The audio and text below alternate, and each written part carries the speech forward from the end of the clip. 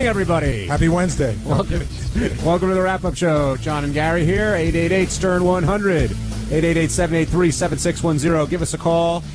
We had M. Night come in today, Sandra and the Sex Slaves, that gay extra report about Howard and Beth, but all anybody's talking about is Dice and Artie, and that hour-long conversation as to which started with "you owe me $5,000" and just went down a whole different path. We already have a bunch of calls on it, but first, Gary, we were talking before, and you had a conversation with Dice yesterday. What happened was Dice heard that that there was talk on the show, and he wasn't sure if it was shtick or not. You know, he thought that maybe Artie was shticking it up. So he called me, and I said, Dice and I spoke for probably about 45 minutes on my drive home yesterday. So Dice, I was explaining that it wasn't shtick, that Artie wanted his check. And Dice goes, that's, insignificant. That's bullshit because I'll get him the money. I tried to call him. It's a misunderstanding. And Dice was just like, that's no big deal. But he was trying to figure out whether we were joking around or not. And I said he wasn't. Then Dice sort of talked to me about a lot of other things, like Atlantic City, how that went, future plans that he had for he and Artie. And I know from having spoken to Artie on the wrap-up show yesterday that I don't think Artie was either in on these plans or interested in these plans.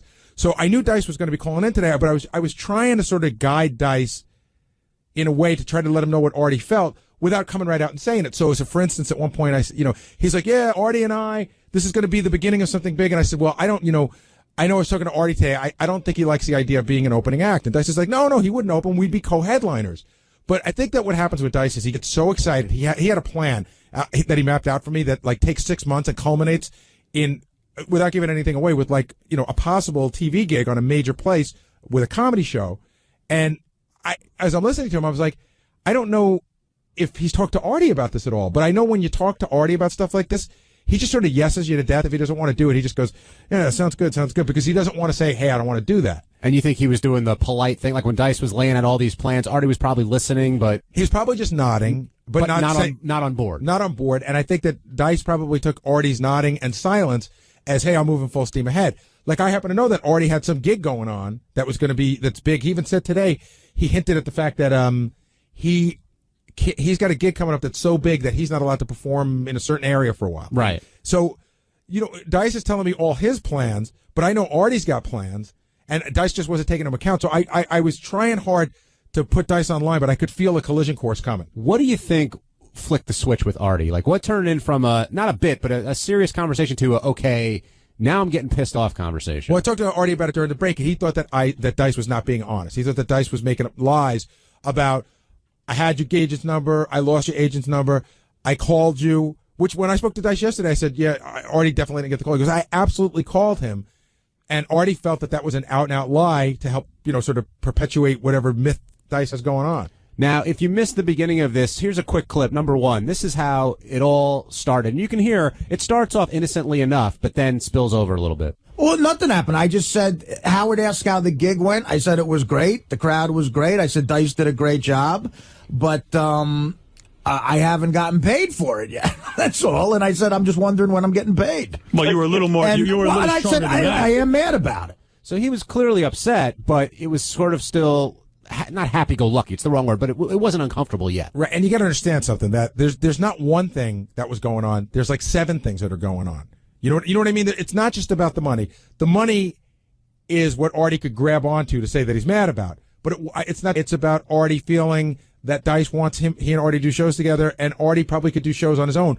All those things that were not verbalized in any way. And it's Artie's thinking of this. I didn't get the money. I didn't get the money that I was fucking underpaid for anyway. I helped sell that show. It's bubbling under. Well, the other thing I think is the gambler mentality where, I mean, there's kind of like an honor code when if you make a bet, you pay off the bet. Like if I owe you $100, give me $100, and that's it. And I know that he was paying him $5,000, but later when Ralph called in, it came up like, you owe me the money. No, don't tell Will to give me the money that you owe me. You pay me up front. And I think Artie kind of takes that as a slap in the face in some way. Whereas that's how he operates. Okay, I owe you $5,000, here's $5,000. I owe you 50 cents, here's 50 cents. And it's funny because I was having this argument with Ross, who came in later, and Ross goes, and again, had he said this on the air, Artie might have blown up, but he's like, listen, Artie's never played arenas. This is the way Dice operates, even though he's not playing arenas anymore. When he's playing the Garden and the Philly Spectrum, this is how he operated on a big scale. Artie's used to doing the clubs, but I know, I've done personal appearances for 20 years. I always get paid before I even start plugging it because you never know when anybody's going to, change their mind about it. You know what I mean?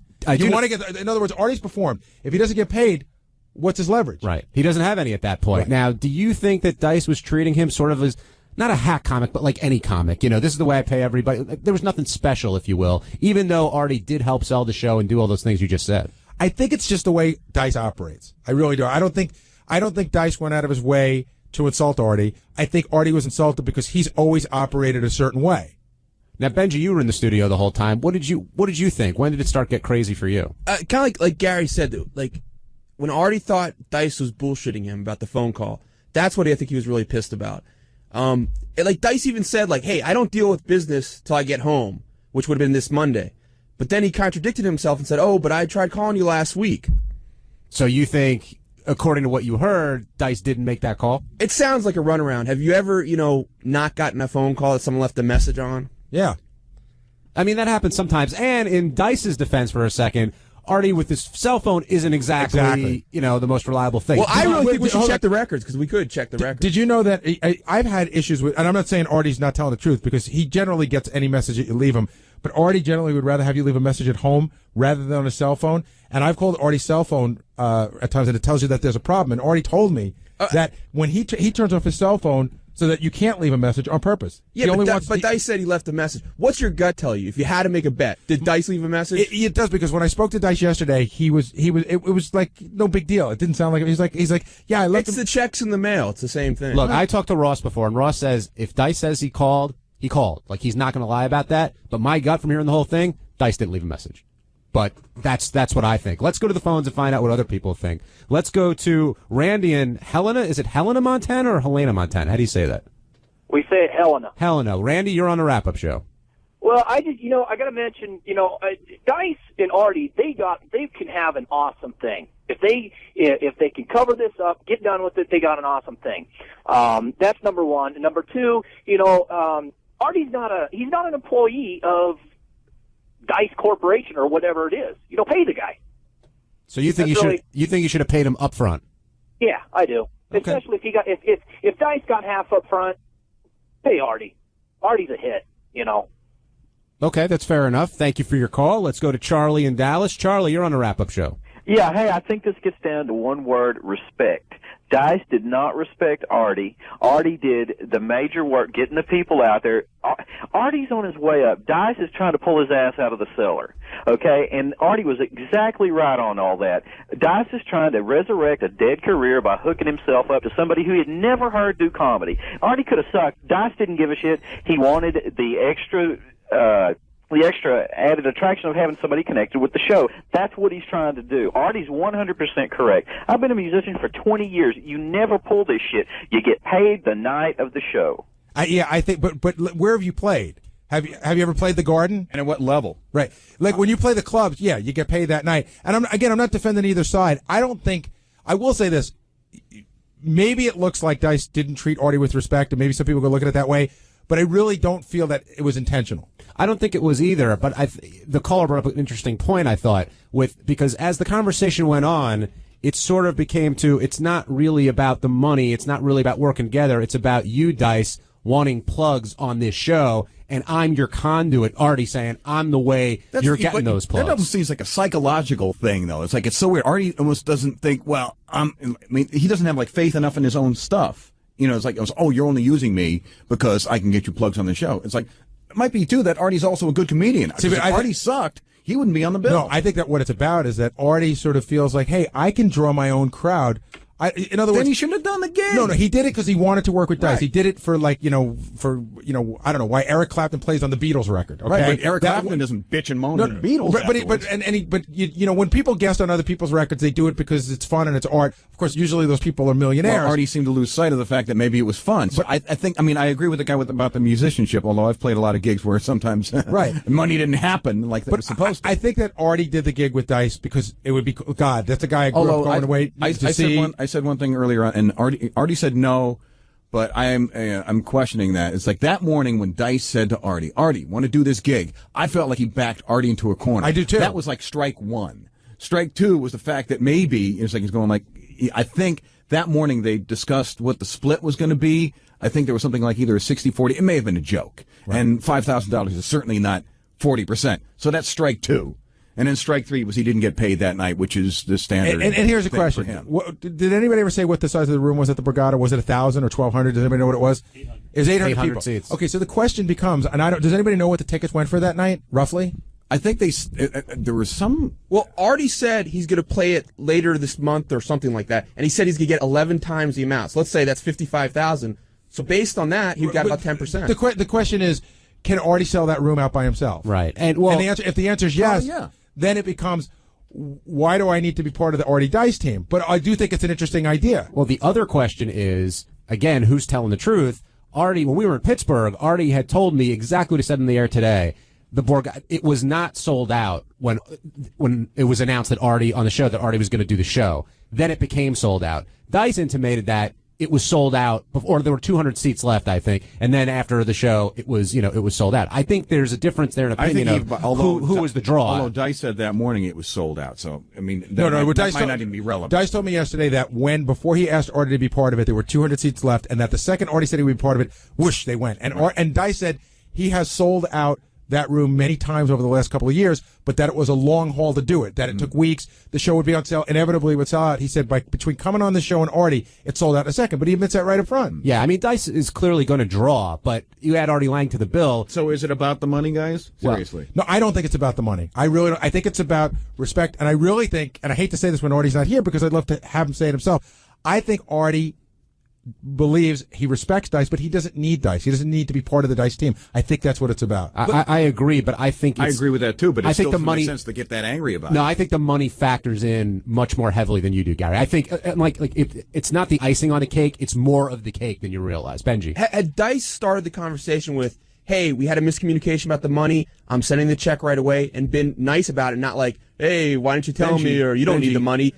Artie would have been rewind really a little bit. a gentleman about Who it. are you talking about? You're talking about Dice Clay, who's also a performer. Right. I mean, he's not going to sit there and try and sound like a logical guy. Dice is he's doing, the guy went, hey! It's really weird because He's still got to be. But you're asking where Artie got character. pissed. That's why, because he treated him like shit for expecting the money. I don't think he was treating him like shit. I think he was time. just goofing. See, one of the interesting things that's been going on in the show is when Dice was trying to get back on the show, when he'd been off for a long time, and I spoke to him, had an hour-long conversation with him, and I spoke to Andrew. And he told me about what was going on in his life and the divorce and the kids and how his life was similar. And he was very interesting. I found that guy to be very interesting. So the show is some days there's a little bit of Andrew, there's a little bit of Dice. And when he called in, he's being Dice. It's part of the character. Right. But I think something you might have said earlier before, Benji, is ringing true in my head. When he said he called him and Artie was like, there's no way you called me, and Artie thought Dice was lying about that, that might have lit the fuse. That might have been the thing that spurred him on. I think it kept the flames going, but I don't think. I mean, he was already the boulder was already going down the hill. Fred said during that, which I sort of agree with, that there's more to this than just the money. Right. There's something brewing, and I think that's what it is. I think it's sort of like Artie's like, hey man, I can sell out places. I can do big things myself. And Artie will be the first to say, not because I'm the world's greatest comedian, although Artie is a great comedian. He'll say it's the power of the show. But had Artie been paid immediately, do you think he would have been I don't think had Artie been paid immediately, I still don't think he's interested in being part of the Artie Dice team. But I don't know. But I don't think he would have been hold a grudge against Dice at all either. Well, you'd have nothing to. No, he might have still held a little bit of a grudge about what he got. But he paid. wouldn't have said anything. And remember, because he wouldn't have had nothing to bitch about. And remember, Artie is a guy who waited online to see Dice. I mean, he's a huge fan of Dice's and what he represented in comedy 20 years ago. And so to this day, being able to actually open for him is a thrill. I think you said it before, Gary. It's like opening for the Beatles or a band that you always idolized. You're going to do it no matter what. And I believe him when he said later on, it's not just about the money. I want to tell my kids that I opened for Andrew Dice Clay. I don't think that was bullshit. I think that was true. I believe that's true. All right, let's go to the phones. Bruce in San Diego. Thanks for holding. You're on the wrap-up show. Hey, what's up, guys? I had Artie's back the whole time I was hearing it, just because I think some of Dice's shit would have rang true if, like, all that, hey, a team was born that night, and, like, all that stuff would have sounded a lot more true, like, if you stepped up and took care of them. It's kind of like Howard not signing with XM and signing with Sirius. Like, Sirius just stepped up to the plate, realized that what they had was Howard, and, like, just stepped up and put the money up. So every time Dice started talking, like, hey, this is a team was born that night, and, like, we're going to be huge and all that stuff, like, I think Artie just didn't want to hear it, because if that were true, he would have protected his investment a little. Fred, it's funny. I was just thinking about this. Remember when we used to do those gigs with Howard at Club Benet and all that stuff? Now, maybe it's different because we work with them every day, but we never got paid that night. And it was just sort of like, it was one of those things where not only did we not get paid that night, we never discussed in advance what we were getting paid. Absolutely A check not. would arrive within a week or so, and it would always be It was fair. just you did it based on good faith. It was. I always said that a check would arrive and it would always be more than fair, and then you just moved ahead. And plus, on top of that, is like I don't think Dice would ever run the risk of like ripping Artie off because look, he's going to want to come on the show again. And he's not going to walk into a room where a guy is sitting in there and it's 4 months and Artie hasn't gotten his money. I understand it's the way that Artie operates, but I don't know that it's necessary to get that pissed off about not having. But that's to pay the whole that. thing. It's like it's like the guy who that's the old joke with the guy who got the flat tire and says, it's like, I gotta go into the house. I gotta get a flashlight. And as he's walking up the front walk, he's like, the god son of a bitch isn't going to have a flashlight. And it's like, that bastard's not going to give me a flashlight. And he knocks on the door. The guy opens the door and he punches him in the face. Where's my fucking flashlight? Yeah, it's like he wasn't going to give me the flashlight. He was already had an axe to grind before he got there. Rick in Maine, you're on the wrap-up show with Fred, Gary, and Benji. Hey, Fred, Gary, what's going on, guys? What's up? Look, I'm going to put an end to one thing for sure. Everybody who knows me knows I'm a big Artie Lang fan. And when he announced he was going to the Borgata with Dice, my wife called to get us tickets for that. The girl said there were over 300 seats still available. But then when Atlantic City closed down, we did not go. Then we heard the show was sold out. Artie sold those 300 tickets, not Dice. No, but Dice is That's not even an issue. No, Dice said there was only 200, and then he came out with, the show was sold out. Artie's the man. Dice, if it's going to be an Artie Dice thing, it's going to be Artie's going to be the leader. Dice needs to learn that he's no longer the headliner and start following.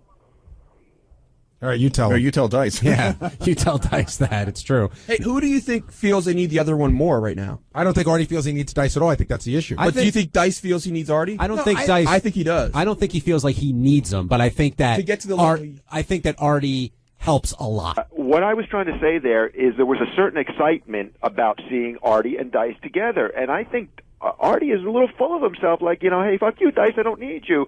And he'd say, what comics hook up together? Remember that big Kings of Comedy tour with Bernie Mac and all those guys, and Chris Rock and Jamie Foxx are going to get together? It's kind of cool when two comedians It's get cool together. when two comedians get together if that's what they want to do. I always got that. What I got out of that Kings of Comedy was that it was four guys who were pals who thought this would be fun to go on the road together. Right. And it might be good business, too. I think in that opening salvo that you said there, Ralph, was I think it came across like I really had no interest in seeing you before, Artie, but now I will see you because someone good totally is going to be did, but I couldn't get a word in edgewise and correct that. You know what I mean? I was just. I think the way he was feeling in that moment, it was like, that was like pouring salt in the wound. I don't think that Artie's so full of himself. I think, again, he sees the power of the show. Artie is, let me tell you something. I've done a lot of comedy gigs with Artie. He's very funny. He is, like, almost immediately from when he came on the show, he was almost instantly beloved. And it would be, we'd go, the LA station used to hire us to go out there to do a show, and it would be a bunch of people in Artie. And like from the second the first comedian hit the stage, people would be screaming for Artie. And people love him. People love him. He's a great guy, and I just like I said, I think it's everything you guys are saying, about not wanting to take it and not getting paid right away, and getting paid less and all that. But I also think it's Artie is just sort of doing something to make himself miserable. He doesn't want to, like psychologically, he doesn't want to be happy. It's like he could let that $5,000. That's go. what if like Fred was saying, he's getting himself all fucking. I think Fred hit every nail on the head. He's getting himself all worked up over this stuff, and it's little things, and it's just Ralph, I disagree with you on that. I think the $5,000 means a lot to him, not because of the value of the money, but the fact that that's what he was going to get paid. You honor that. We talked about before about gambling. I mean, I was kidding around about your little bet, but. Especially since you didn't pay me on my bet with. But you know something? I mean, you didn't win the I'm not spending Artie's money because that would only piss him off. But I mean, Artie's doing okay right now. Would everybody agree with that? Is Artie doing okay financially? Listen, I think we could all agree that if a month went by and Artie didn't have the $5,000, he'd be perfectly fine. So wait, it's got nothing to do with the cash. Wait, Gary. Yeah. Why couldn't, if Artie wanted to be paid that night and Dice sits him down in a piece of paper, he says, write down your address and all that stuff, couldn't Artie say, hey, I'm used to getting paid day? Is that so hard to do? Man up and say, hey. Or say, is there someone here from the Borgata? Cut me a check. You're right. Artie probably should have said something that night, but he's a nice guy. He doesn't like conflict. Okay, but then, Dice, how long is the check going to take? You can't say, send me a check and then get all pissed because the check takes a week. Because what Dice is not an accountant. And I think we've said all along here, Ralph, it's not just the money. That's part of it. There's something bigger going on. Ross Apin just walked in here. Ross. How are you? Yes. You fared very well in the studio today. What did you want to say? No, I just think that it was a communication issue. I truly believe that. But you don't think there's more going on besides the money? Yes, there's absolutely. No, I'm asking Ross. On Artie's side or Dice's side? Well, let's say Artie's side. Either one, but let's start with Artie. I don't think Dice cares one way or the other. I cornered, and I'm not speaking out of school. I asked Artie after the show. I said, look, if you truly don't want to take it to the next level or do more, then say so. Because Dice, I think, came into this not knowing really who Artie was when he first came on the show. He works with Don Jamieson and other comics, and they said, hey, you know, Artie does stand up and he's really good. So I think in Dice's mind, it's like, hey, look, you know, why don't you come with me and do some shows? Not knowing maybe he could sell out the Borgata himself and do other venues. Other issues going on in Artie's mind, you know, I think things spiraled on the air today, and there clearly has to be. I think, you know, probably Ralph may have threw in a bomb and pissed him off, but does Artie want to take it to the next level? According to him, he does. He's willing to do other shows. But I said, look, if you really don't want to, then if you don't feel comfortable saying something, you know, have your representatives do so. But I don't. I think that's exactly what Dice did. He saw he saw that it sort of worked. He didn't know if it was how it was going to work. It was going to work. It worked out great. And whether it's because he's getting plugs on the show, or Artie's bringing this to that, or who's ever using whoever, it worked out great. And like, hey, let's keep going with this. But is Artie being the nice guy again there? Is he saying, yeah, I'll do it, but not really thinking it through and dealing with it, I guess, when the issue comes? Call me crazy, but this is like a pattern. This is like, I got to have Dana. I don't need Dana. Right. You know what I mean? Like, yeah. This is I got to have it. But wait a second. We're talking about talent also. No, to a degree, talent is quirky. Yeah. No, but Gary, you're right, and that's what I'm saying. Artie is doing something again to make himself miserable. No, but it is at times Artie's like, hey, this would be great if we worked together, and at times it's like, hey, I don't need anybody. Artie does get into those I don't need anybody sort of things. Well, there was that statement at one point when he was feeling a lot of pressure. He was going to make the movie. Artie's going to do what Artie's going to do. And it's like, well, what the hell does that mean? Artie's going to do what Artie's going to do. But what does that mean? And he just kept repeating it like a mantra. And look, maybe someone else, maybe his manager, maybe his agent is saying certain things to him. And like I think you were saying, Fred, maybe someone at the Borgata said, hey, look, you don't really need Dice. But I think you hit something on the head, too. It's like a lot of performers are just quirky people. It's like, you know, like Gary and I are always talking about, like, Chuck Berry and all the riders and stuff like that he has. If you don't have the shit that he wants right then and there, if you don't have the band, if you don't have the amplifier, if you don't have this, he expects his money right there. You got to have a Cadillac for him. You got to have a Fender Twin. It's like all that shit's in his little rider. And if you fuck up, you're going to pay him right on the spot. Well, he walks. Well, we got to wrap up now. Artie's doing exactly what he wants to do right now. He's on a plane on his way to LA. I hope they pay him from Entourage beforehand. They'll have an envelope. Listen, I gotta get paid to screw this chick on film. But thanks to Ralph for calling in, Benji, Fred, Gary, Ross Sapin, everybody. It's been a heck of a day. We'll see how it all comes out tomorrow. You've been listening to the wrap-up show, the special afternoon wrap-up show, almost mid-evening. Right. Only on Howard 100. On the show tomorrow, we'll try to put you through, and if Howard picks it up, he picks it up. Thanks, Double J, for your call. Now, if you missed what this bone of contention was, we got a clip of when Artie first got wind of this, and he wasn't too happy.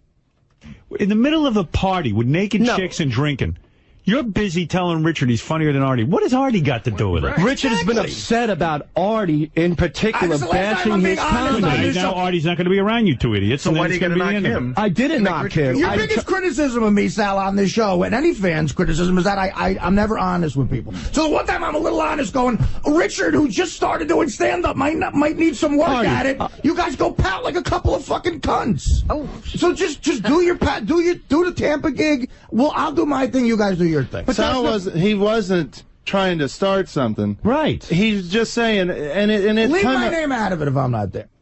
So here's a question, Artie. Were you being a little honest, or were you fucking with him because it was a roast night, or a little of both? Well, that clip that we played of the roast day, I am clearly busting his chops a little more, because it's a roast. Sal came in and said nastier shit than I did about his stand-up. Sure. So why aren't you mad at Sal? No, not about the stand-up. Trust me, I was. Yes, Right. The roast day. That's right. I was in the back, and Levy was saying something about you just called me and Richard both a hack. I came in. Which I didn't do, another lie. It's okay, but whatever. I don't remember exactly. I was in the back. I came in, and Howard said, he looked at me, and you guys were breaking Richard's balls, and Howard said, Sal, is Richard Christie's act bad? And I said, awful, and I started laughing, and it was. That's the only joke. Mine is in the same exact spirit of that. But it was just a right hook out of nowhere. I laughed my ass off and looked at Richard, and that's where I stopped. But I was just breaking his balls. You kept it. No, you said you said a couple other insults. I might have, but I didn't know the severity of all of this. And then what severity? Well, Richard took it to heart. Well, the hard thing about this whole thing is, I know, like, if us joking in the room, we know that. But the audience, when they heard you say that, they could think, for years that, well, this guy's going to suck. We're not going to give him a chance. Can I tell you something? You know what Richard, you two are out of your fucking mind. You two are those fans who do that. That's why you think everybody else is like that. You know what I compare this to? When Sal does something on the air like the panties, he thinks, all the fans are going to hate me now. Because you think they're just like you. I compare this to the bit that we just did this week or last week where Crackhead Bob thought everybody thought he was going to be gay. Nobody thought Crackhead Bob was going to be gay if he did gay stuff. Right. Nobody thinks because Artie has knighted you as unfunny while we think Which he's I fucking never around. did, right, by the way. I know. But well, he took a shot at you in the context of a roast. But you did take it very personally. I did. I mean, because I look up to Artie, and when you said that meant so much to me when you came up to me after that benefit, the 𝗧𝗵𝗲 benefit. Yeah, for you to come up and say, "Hey, Richard, good job." I don't even know if you remember it, but it meant so much to me. And then for like a month later to do that, it just shocked me so much. Well, it's hard for Sal to come up with me at the Webster Theater and go, geez, Art, I know some people going through a heroin addiction, and I'm real sorry for you for being on heroin. And then I get into the studio Monday, and Sal's made up a heroin song about me. That's the same exact thing. All right, if that's how you look at it. It's exactly the same thing. That's a good example. All right, we never thought you two have got to fucking calm down, get thicker skin. I mean, I don't know what the fuck. I mean, Richard, I don't know what to say to you. I was busting your chops.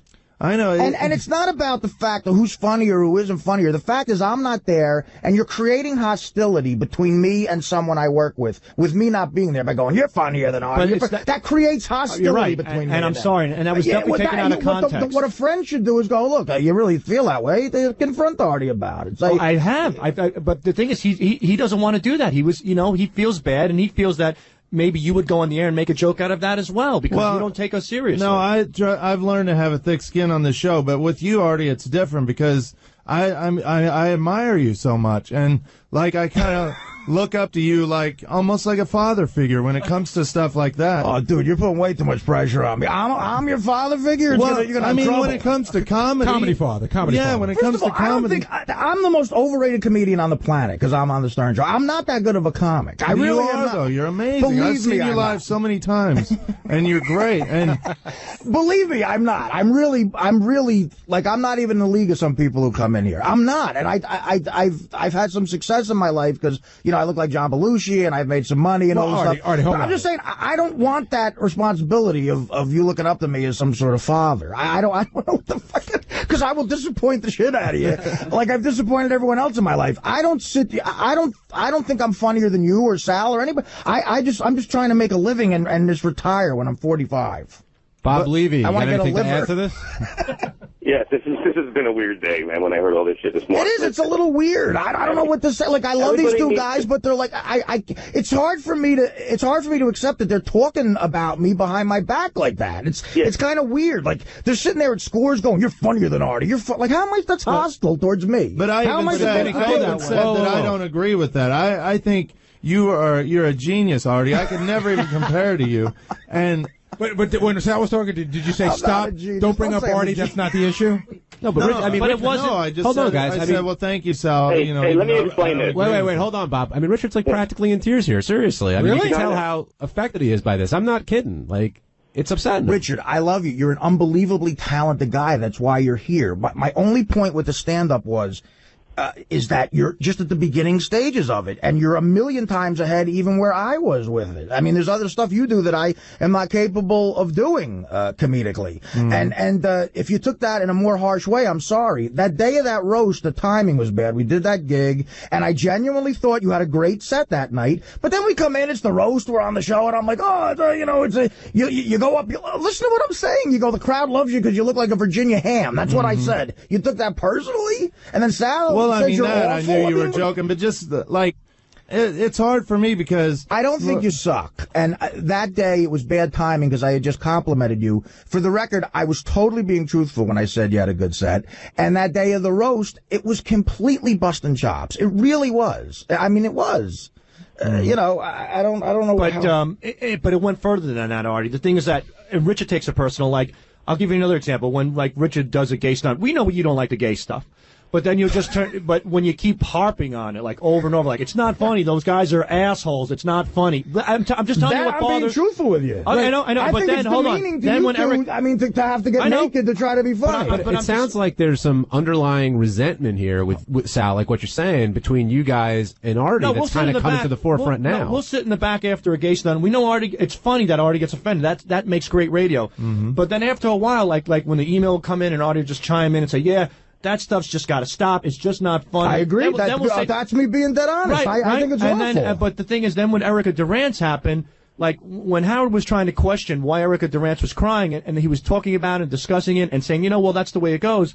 Then all of a sudden you chime in and go, because those two assholes came in and it was mean and it wasn't funny. But That's what he thought. I know, but that's fine. But Sal, have you ever seen me? Have you seen me laughing to where I'm almost crying at some of your bits that you do? No, but let me get to the point. You don't have to. Both of you guys have done brilliant stuff. I just want to get to the point. Thrown up laughing when you do something I think is stupid. I'm going to be honest. I know, about it. and listen, I'm okay with it. But when I'm working, clearly you're not. Hold okay on, let me with finish. Sal. I want to talk about on Richard's behalf. Because the guy, we talk That's all the been time. Working. That system's been working. On top of what happened with the roast and the hack stuff and everything else, and then every time he comes in, it's gay and unfunny. After a while, he develops a complex. Does Artie like me? Doesn't he like me? Yeah, I think not only I love Richard. I don't like naked Richard. I know, but I'm just letting you know that there is a consistency there that Richard feels that sometimes he's getting hammered and on. Sal feels it too. And I do feel it too, but I've learned, like Artie said, I have to have thick skin, otherwise I'd blow my fucking brains out. I mean, I love this job, but there are days where I just want to die. I don't want to face people. But you can't be the guy who, writes the Baba Booey has horrible breath song, who writes the Artie's a fucking heroin whore song, and then say, oh my God, but it hurts when you make fun of it. But maybe that speaks to Richard's argument that he doesn't do that stuff about Artie. Like, he doesn't write the heroin song. He doesn't. I mean, clearly he's got all this respect in the world for Artie, and maybe that's why, I don't want to put words in your mouth, Richard, maybe that's why this is affecting you so much, and Sal jumping in for you isn't the right move. And Artie, it seems like you're pissed more just because they were talking about you and you weren't there. Like, what they said is almost not as important as the fact that you weren't there to sort of defend yourself. Of course not. It's not the fact of who's funnier or who isn't. That's a matter of opinion. I'm talking about the fact that you guys are talking to me in a hostile way when I'm not there. Clearly, okay. We just don't want you to like hate us for doing. I don't hate you. And if you think I hate you, I'm sorry. That is not the case. I mean, because it's funny. Like when you walk out of the room when we get naked and stuff like it's hilarious, but. Because it's real. It really is. I mean, you know what I'm saying? But we don't want you to, lose respect for us. We're worried that, you could end up, just hating everything we do because we come in naked. It's not possible. You're here because you're funny. And let me ask you a question. I think you're funny as hell. I think it's complicated, but you guys clearly want, and you've asked me for advice in this, careers in show business, maybe down the road. I think all the shit you're doing is not helping that case. But at the same time, I don't want to ruin the show. I don't want to be the guy to tell you not to do that because it's obviously funny. I think if this was all you guys had, if all you guys had in your comedic arsenal was getting naked, I would be fine with it. But clearly you're above that, and you don't have to do that. Will, what do you want to say? No, I just wanted to say when I heard the conversation at Scores, I really didn't feel like Sal was being hostile when he made that Artie comment. It was kind of like Artie is like the pinnacle of funny, and Richard kind of matches. And Artie, I apologize about that, and that's exactly. And I'm glad Will brought that up because it's always been the Artie talk with Richard, and I always said to Richard, that's just the way, like you said, like that's Artie is, and I know Artie, don't take it personal. And that night when I was talking to Richard and making him aware of how funny he is, I'm like, dude, you're funny. You're fucking funnier than Artie. I use you as an example, and I apologize. It wasn't Artie's not funny. It was my way of making Richard aware. I don't care if you would have said I'm not funny. I just don't want you to create some sort of rift between. But it wasn't. I mean, if Will explains it to you, it was merely an example. That would be like me saying to you, all right, well, that you're part funnier of it, than that Eddie part Murphy. of it I didn't know. It was presented to me like it was totally like a hostile type Actually, thing. No, to me, the way I could never ever be hostile towards you. But Artie. it wasn't you talking, Richard. It was Sal Right, talking. and I apologize, Artie. I was mad at Sal for saying that. And I don't blame you, because if you hear it just for what it's worth, it sounds bad. But I was using you as the example because it was you that really broke Richard's heart because he admires you so much. So that's what. Wow. Well, I'm really sorry about that. And again, I'm not. I'm not comfortable like being some sort of pinnacle of funny. I don't think that's how I'm But not, you are to a lot of people. A lot of people in the audience feel the same way. Artie, maybe you should send Richard some pajamas.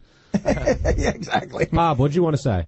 Now, I just want to say, like, when that day in a roast, I didn't realize when Artie was attacking me, and I ended up calling him later, and I go, dude, what the fuck? I remember Artie, I said, what do you hate? Oh, me? forget it. I had to talk a million people. It was my roast, and I talked 4 people off the ledge. Then once I understood it, I was like, oh, fine. You know what I mean? And that's what it is. I mean, listen, I came back. If you remember that roast, we did a show in the morning. Yeah. I napped a little bit. I had a drink on the way over, and I was like, you know what? I'm going in there swinging, and I think it'll make for a better show. And I was shot out of a cannon, and in that spirit, and look, I totally said stuff that I don't mean. And you know what, though, Richard? Honestly, if it makes you feel better, that night of that Perez thing, I totally meant what I said. You had a great set. It's the best set I've ever seen you have, and I wanted to let you know that. And you're going to get a million times better. I've been doing stand-up for... The first time I ever did stand-up was the summer of 1987. It's almost been 20 years, man. Yeah. It's like I'm ready to die. By the time you've been doing it for 20 years, I'm sure you're going to be a million times better than me. Believe me. All right, we're going to take a quick break on yet another very special wrap-up show. When we come back, a topic we all love to weigh in on: what's wrong with Ralph? I love these two guys. I really do. Too, I love you too. They're funny. They're funny. I just don't. I don't feel like getting. I hate being in the middle of shit. You guys can hug and kiss during the break. You're listening to the wrap-up show on Howard 100 and Howard 101. You're listening to the wrap-up show with John Hein and Gary Dell'Abate. Call in 888-STERN-100. That's 888-STERN-100. The wrap-up show exclusively on Howard 100 and Howard 101. We're back to the wrap-up show. Make your voice heard. Call in 888-STERN-100. 888-STERN-100. Hey, Ralph, what's going on with you, man? I was talking about you the other day. Like, are you with any girls? Am I with any girl? Well, you know, it's constantly, is Ralph gay discussion when Ralph's name comes up, and I keep saying he's not, because if he was, he'd be out of the closet. Why would he be in the closet? And everyone's like, don't you think it's a little strange now? The guy's like 40-something years old. He has he doesn't want to share his life at all. He wants to stay in his house alone with his thoughts. He didn't come to the Scores party. He wasn't interested in that. How come you didn't go to that? Why wasn't I? Yeah. I don't know. I was tired. Welcome back to the wrap-up show. John, Gary, Artie, Sal, Richard, Mike Morris, Greg from Howard TV. 888-STERN-100. Teddy behind the board. Okay, Teddy? Don't mope. It's okay. Now, the big question, of course, was, and Kevin, of course, here, the intern. Let's talk about Ralph. Howard seemed genuinely concerned that Ralph has gone into this shell. I mean, is Ralph any different than he's always been, or have you noticed anything, Gary? He's a little quieter. You know, it's funny. I think about Ralph more than I should for whatever reason. And no, I mean, I think we all do. No, but sometimes I'll be driving home and I think about Ralph, and like one of the things that alternately pisses me off about him or makes me feel sorry for him is he's always made fun of me for being married and kids, and you're such a sucker chasing your kids around. And no, really, no. And he'll goof on me about it, like you're pussy whipped and everything. And I thought this a long time ago at the time, but you can never make the argument. And now that it's getting closer to the reality, and the reality is, and this is what makes me feel sad for him sometimes, you know, it's Ralph, his mom, and his sister. And Ralph has a sister that he adores. But when Ralph gets to be 65 or 70 years old, and, you know, the day comes when you lose your mom because they just don't live forever, and, you know, like Ralph's going to have his sister who's got her whole family going on, and that's it. And if anything ever happened to his sister, Ralph is sort of alone in the world. And I always sort of made that point, like when he would goof on me, why do you have a family? What do you chase the kids around? Well, I mean, you don't have I didn't have kids so they could wipe my ass when I'm 80. Right. But you have kids so that you have a family and you have a life around you. And I sometimes feel bad for Ralph that he's not going to have that. Let's hope Sam Simon's eating right.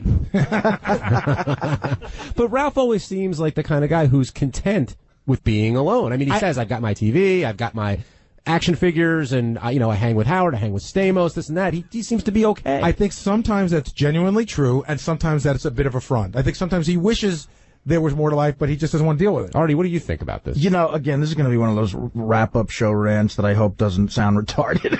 I'm going to try to make a theory about Ralph, because I think I have a friend who's similar to him.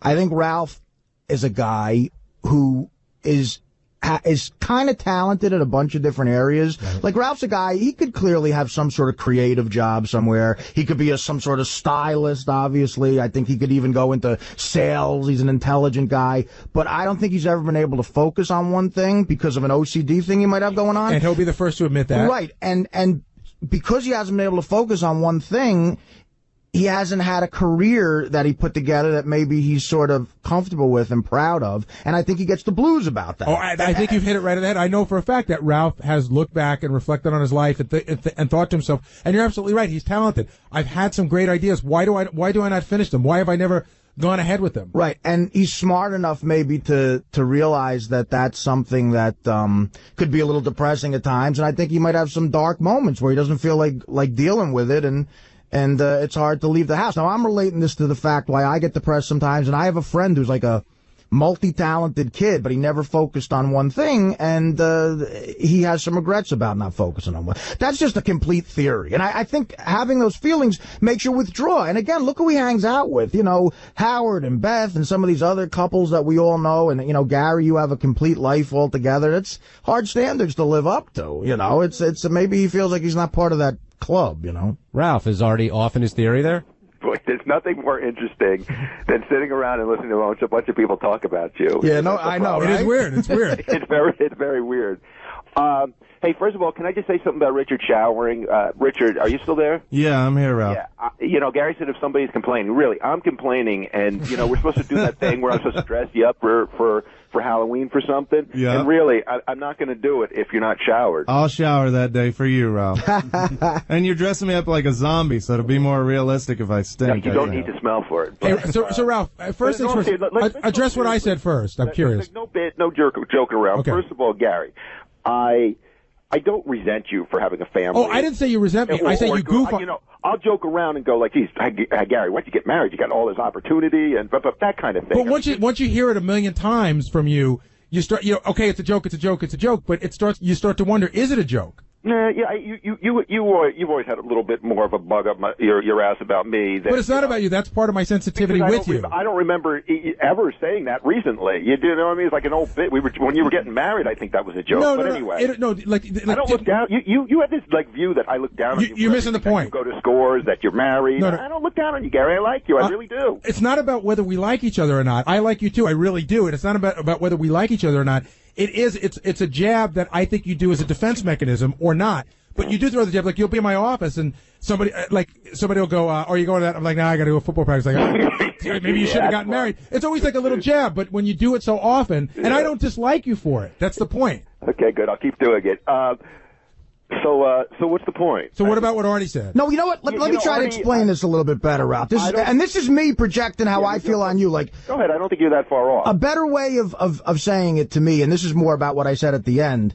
Like this crowd that we sort of hang out with, like Howard went through a divorce, whatever, but like him and Beth, like that's a winning couple. Right. You know what I mean? Like in Richie Notar and his wife, like that's a winning, very together couple. They seem like they have it all. Like they seem like those people you see on the cover of Home and Garden or something. Right. And that's a tough crowd to sort of compete with. And I feel like, I don't have it nearly together. You feel extra disheveled around people like that. And Ralph runs in those circles, and I don't know, maybe it. Well, I know it gets to me. I'm like, fuck, I'm not in this league. I'll tell you that's where your theory falls apart, though. I don't look at that and go, geez, I wish I had that. I mean, there are times where something good happens. Things do happen good in my life.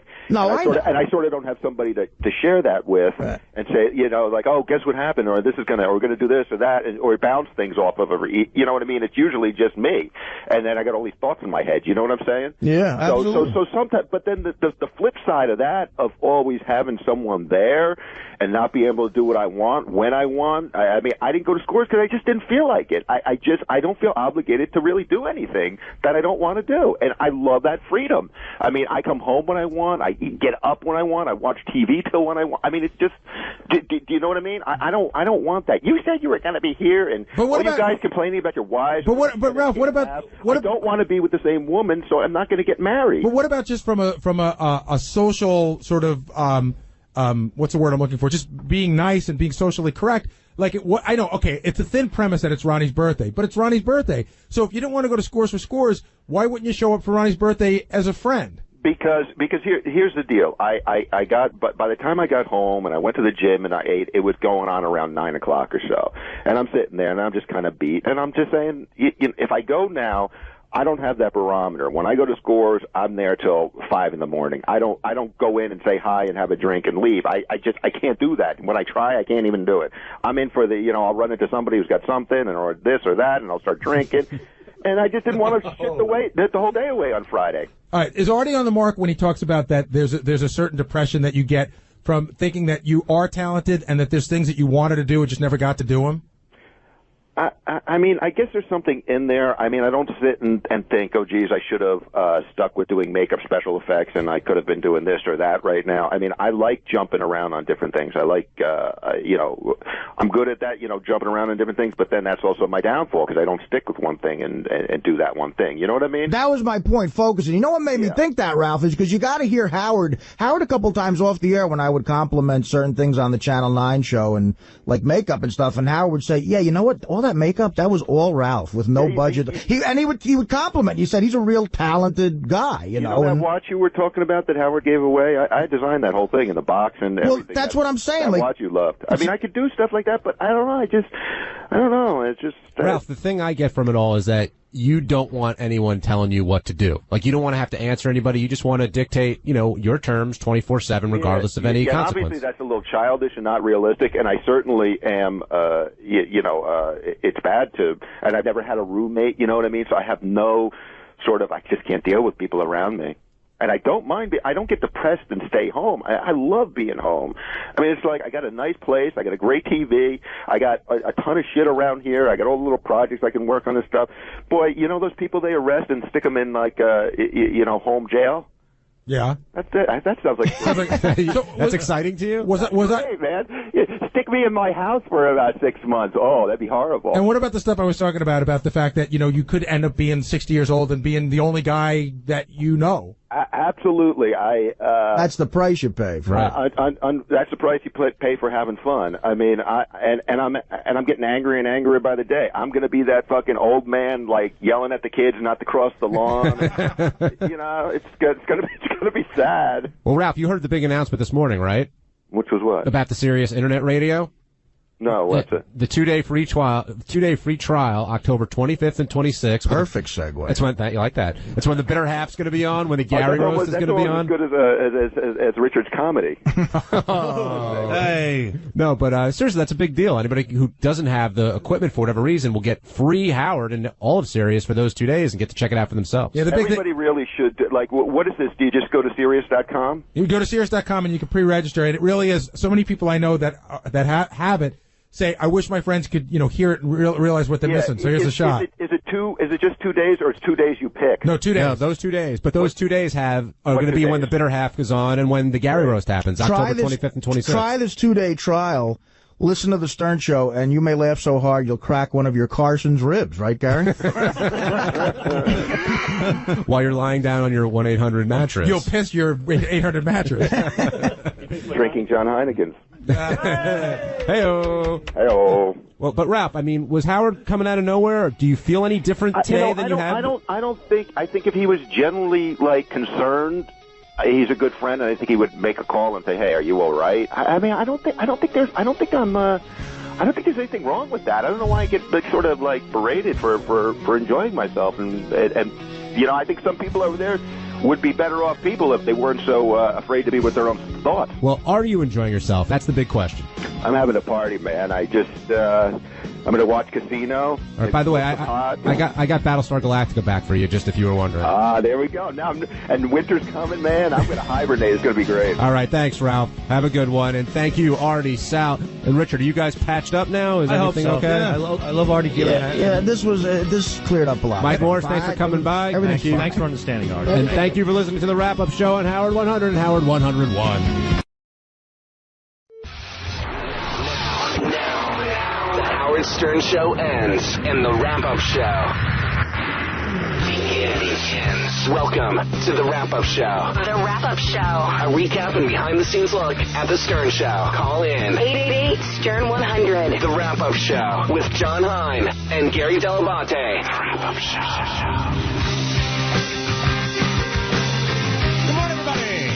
Good afternoon. afternoon, everybody. Welcome to the Wrap-Up Show. I'm John Hine. Gary making his way down from the studio. Artie Lang joining us here on the Wrap-Up Show. 888-STERN-100, 888-783-7610. That's the number to call to talk about today's fascinating show, which began with an angry Gary Dell'Abate, who I could tell is still angry at the Mets not making the playoffs. And yes, the Mets and Pirates have one thing in common. They'll both be golfing and watching everybody else. You're a Pirate fan, huh? Yeah. Oh, what a jerk-off. You know the pain. Fuck you. Supported your team, God only knows. I love it. Scott the Engineer is back. Does anybody care? We'll talk about that. The new holiday gift policy. What's going on there? There's a lot of chat in the back office about that policy. Plus, Sarah Silverman came by. But, of course, we've got to talk about Dr. Keith, Sal, and Christine. And let me start by asking you guys, how is that originally going to be set up? Because Howard said he was debating when to bring who in, and how did that go down? We never talked about exactly what we were going to do, but I guess there was a discussion. Should we bring in Sal and Christine first, and then bring in the doctor? Should we bring in the doctor first to see what he's going to do? And we just sort of more or less brought everyone in. We brought Dr. Keith in for a second, but we more or less brought everybody in at once and let him work his magic. I love that guy. I got to tell you, I love that guy. I think I don't know how he was. Try sitting in his apartment alone with him. Well, I don't know about that, but I think. Can I get a drink there, Keith? Or, I think that. Well, I'll tell you more about the 8th grade. Artie, give me a list of shrinks you like. I'm just saying. I don't know. I don't know how helpful. It's great for the show. I don't know how helpful this whole fucking thing is. But you don't think any shrink? But you don't think any shrink is helpful? Sydney on MASH. Yeah, no, I disagree with that. I think there's probably some out there that are helpful, but how is it helpful in this environment on any level? I'll tell you the only reason I thought it was helpful today, because I think you're right, it is a bit of a circus, but if they didn't come in and speak today, they were never going to discuss this ever again, and they may never discuss it again. But they had gone to therapy, they were done, and that was it. I think they're in trouble. I think so, too. You know, I mean, honestly, I do, and I went over the line. It's rare that I say I went over the line, and I went over the line today. Which part, Artie? Where? When you said that, it wasn't even funny. I don't know. It just rolled off my tongue. The jizz in her hair thing. I didn't. See, I heard you earlier say that somebody said, Howard goes, is the emotional friend going to be here? And he goes, yeah, some of him is going to be on her dress. I thought that was over the line. That was before she came in. Right. I thought this was in front of her. Yeah, what did you say? She even said, what was she okay, enough. I mean, after Artie said it, she laughed, but she was like, and I think you even thought to yourself, maybe I went one step too far. The question was, have you ever seen Christine mad? And I said, you should see her when she has jizz in her hair. That was bad. I mean, you know, Sal owes me one, man. That's one of those times on the show where Sal owes. And I'll get it. One day I'll be getting it, and he'll, dish it out. The other thing is, how honest can Christine, Sal's a special case because he always puts it all out there, but, how much can Christine say? And in the beginning, she was holding back, but by the time, things got rolling, you were hearing a lot of stuff that you felt like you were looking at them on the couch. But that's not much different than therapy. Nobody walks into a therapy session the first time with a therapist and tells them everything. Over time, he gets it out of you. I thought that if that were a therapy session, which was about an hour, I thought they made amazing progress as the hour went on. I think we're just trying to we're trying to make ourselves feel better for ruining a young, vibrant couple. See, I disagree. I really do, Artie. I think that I don't know that what we did today is going to fix them, but they were never, ever, ever going to talk about it ever again if they didn't have today. Right. So maybe today they talk about it, they decide, you know what, we shouldn't be married anymore, and then we fucked it up. Or maybe they go home today and they decide they're going to do something. And granted, we got our entertainment out of it, but they were never going to talk about it again. Sal, let me ask you this. At any point, did you want to punch me in the face today? No, you were definitely the comic relief. And I spoke to my wife afterwards about you, and she agreed. Wow, what you doing later? I mean, man, she looked good today, too. Christine looked hot. She was extra. She's got the new pink streak going down the side. See, that what about that? I talked to the guy about that. I had a notice. Is that new? This is so great. Listen to this. Well, that bothered me, too, because here she is saying that she's committed to me and she loves me, yet she's doing herself up like she's, going back on the market. You know what I mean? But that's how you look at it. Maybe she just wants to look good. Sal said to me, she got this pink streak in her hair, and Sal said the first thing he thought of when he saw it is that for me or is that for the emotional friend? Yeah, because that's why he thinks of everything now. If you're selling an old car, what do? The first thing you do is you polish up the fenders. So I love your analogies. Seriously, your analogies are the best. A broad is always a car or a wheelbarrow. No, you're a wheelbarrow. No, but I mean, I just don't get the whole. In your scenario, does that mean you should never get a car wash? Here it is with me. If I got a wife, don't go into his world. If I got a wife who lost 25 pounds, okay, and then all of a sudden streaks up her hair, but is still not playing herself off as sexually to me as she looks, then I'm thinking, well, it certainly ain't for me. You know what I'm saying? She's got them big blue eyes, them big Irish eyes. So did you say to her? Did you say that to her? Did you say, okay, are you back on the market now? I said to her, I go, you know what? I go, I love the way you look, and my wife is she looks fantastic. I go, but I'm intimidated by that pink streak. That pink streak to me is like when a peacock flails its fucking feathers. Did any man in here who's not a fruit notice her pink streak? I didn't notice it. I didn't see a pink not streak. A fruit. I'm saying you're her husband, so you knew. But what guy notices? She's got a hot. They do that for other women. She got a pink streak for women? I'm just saying, who the fuck notices a pink streak?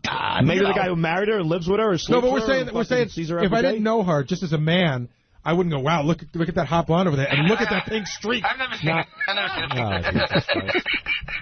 I'm always looking at her back, though.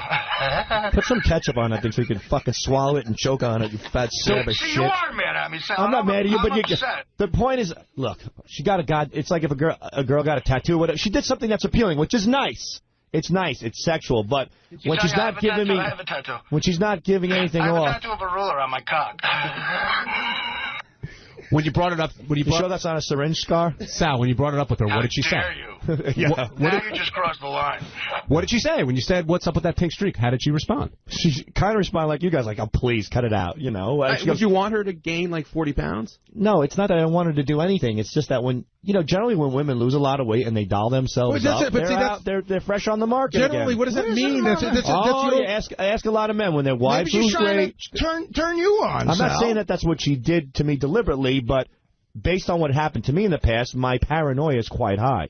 Maybe she just wanted to look good for herself. And she does, and I agree. But to me, it's like, wow, you're really doing yourself up. So when she's doing a pink streak in her hair for herself, that's one thing. But to me, it's like, who are you trying to appeal with that? Now, if you miss Sal and Christine on with Dr. Keith, Teddy, hit clip number 1 so people can get a sense of what was going on. She made the commitment to give this guy up and make it work with us again.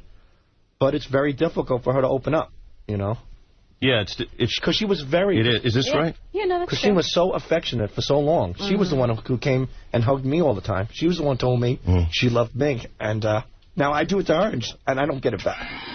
Yeah, and it sucks. Yeah. Wait a minute, Christine. How could you laugh at a time like she this? Laughed like because he's crying. This is terrible. How do you laugh at him? I'm just laughing because she's making sense. Well, when we go to therapy, and I did this, she started laughing as well because it's just nervous. So you had my sympathy there. Totally. I love when Artie goes, she's laughing because it's hilarious. It was funny. Yeah. Yeah, but I felt she clearly hates you. But the laughing is a nervous reaction, I mean, I didn't think that was so. No, it is a nervous reaction, but at the end of the day, you're being laughed at, and we can look at it from the outside and say it's a nervous reaction, and it is. I agree with you. But when you're the guy crying and somebody's laughing, that's hard to swallow. When a broad laughs at you crying, that's rough. Yeah, you're pouring your heart out, and she's laughing at you on the couch. But Artie's chiming in with what he said. That's my job, man. What do you want me to tell you? Yeah. I got to feed my fucking kids. Come over here, take care of the kid. So, I mean, don't yell at me, Sal. I'm just doing my job. Do you feel better about things after today, after going through that? No. Nothing's changed. Do you think anything will come of this? Why would you feel good about it? Probably negativity. No, but will you guys go and see Dr. Keith again? Yeah, we'll definitely see Dr. Keith. I think my wife was pleased with Dr. Keith. The guy's really, really good. He certainly surprised me, but... Wait to see his $8 million apartment that he gets for telling people like you to, It didn't open up... divorced anyway. It didn't open up any door to communicate. Like, you didn't sit there and go... Like, do you agree with me that if you guys didn't do this today, that you were never going to discuss this ever again? Probably. So it opens the door a little bit, right? Yeah, slightly it does, and made me realize certain things about me. Like when I do make those cracks at Christine, those selfish, humiliating cracks, it is me sort of like venting frustration in the same way she laughs at me when I'm crying to her, that she is, that's the way she's channeling her feelings out. So I just grabbed Sal's hand to tell him, that's okay, Sal. Yeah, thank you, Gary. Thanks. You know what I didn't realize, May the Mets win next year for you. On a serious level, I didn't realize that she was mad. Again, you'll be divorced forever. She was always mad at those songs, Sal? I didn't Never. think... You see, I knew that. Well, clearly she is mad at him, though. Well, then it's a mixed she's sending me mixed signals because, first of all, that's another reason why I don't want to listen to the show.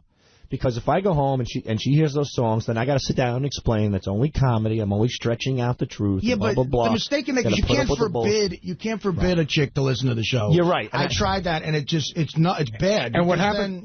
What happens is worse than that. She gets a third hand. That's right. What happens is her friends call her, and now they interpret your songs for her. What's even worse is I tell her friends, don't talk to her about the show. They tell her, I say, don't talk about the show, which is worse than them actually explaining the show to begin with. Dana had a chick who worked at a hair salon. just like the ultimate Guidette. She listened all fucking day at the hair salon, and she would get Dana's ear, and it was the worst. It's the worst. It was the worst. I mean, and she would make a mountain out of a molehill. She would be like, oh, I heard you think Carmen Electra has a nice ass. If we could just eliminate women, this would be the greatest show in the world. We don't be gay. Because they all cause so much trouble. Again, all we need is hookers. I don't know what sounds and nothing else. But I do know. Sal, the other thing I would always say, like, you would say some stuff on the air that seemed real, right? Right. Conversation that seemed real, that I thought that you would get a lot of shit for when you went home. And that one of the things that Sal would do is, I say, how did you go home yesterday? And Sal would do a preemptive strike. He'd go home and he'd go, listen, Christine, we were talking about some stuff on the air today, all kidding around. Right. If anybody calls you, there was nothing to it. And I would say, you know, you would explain it away and you weren't honest with her. You drop key words. So when somebody like, for example, I said I tossed off at in McDonald's because I got horny from an intern doing a phony phone call. So I go, listen, you won't believe what happened today. I go, there was an intern. She did a phony phone call, and they were calling me a creep and stuff. So I joked around. I go, yeah, what am I going to do now? Go to McDonald's and jerk off? So I think, okay. I go, and so they were making fun of me. So now I'm thinking, if somebody calls, goes, did you hear Sal was jerking off McDonald's? My wife go, oh, no, he explained it to me already. Yeah, but do you think Christine's falling for that? She's not falling for that. Well, and think about what you said. You admitted to jerking off to another woman in McDonald's. Well, how is she going to take that? What do you usually jerk off to, Artie? Sandwiches? I mean, you jerk off to other women. I've jerked off to sandwiches. Wait, can I tell you the best, Artie? You've never seen my mother's sandwich. Can I tell you the best part of this? You know who's I'd like to see you know who's one of the people who listens to the show all the time that would call Christine to tell her what happened? Who? Her mother. Oh, that's the worst. So, when her mother calls and says, your idiot husband was jerking off at McDonald's, how do you fight that? Listen, there's a few tricks. I can't reveal them all. If I revealed them, I'd be dead. The best trick is saying, every story I've told on this show, my mother thinks I've told her is bullshit, and I'm just making it up. And that's one of the tricks. Somebody very, very big here who once saw me down and out after I said stuff on the air, pulled me aside and said, listen, just go home and just say it was all bullshit. And I said, yeah, but that sounds so easy, because it's not going to be easy, but it helps. Cousin Brucey? Was it Cousin Brucey? The other thing that came up that created a lot of controversy today was you allowing or not allowing Christine to talk to the emotional friend. It seems like there were divided camps on that. Here's what happened with that. When I first went to the therapist said, you shouldn't cut her off. You should give her the opportunity to speak to him. I went home and I said, look, I love you and I trust you, and if you're going to do it, you're going to either do it behind my back or you're going to do it in front of me if you really love this guy. So I'm going to give you the opportunity to do it in front of you. That's kinky. That would be crazy. Well, the thing is, so I said, look, if you need to talk to him, then talk to him. I can't stop you. So I did do that.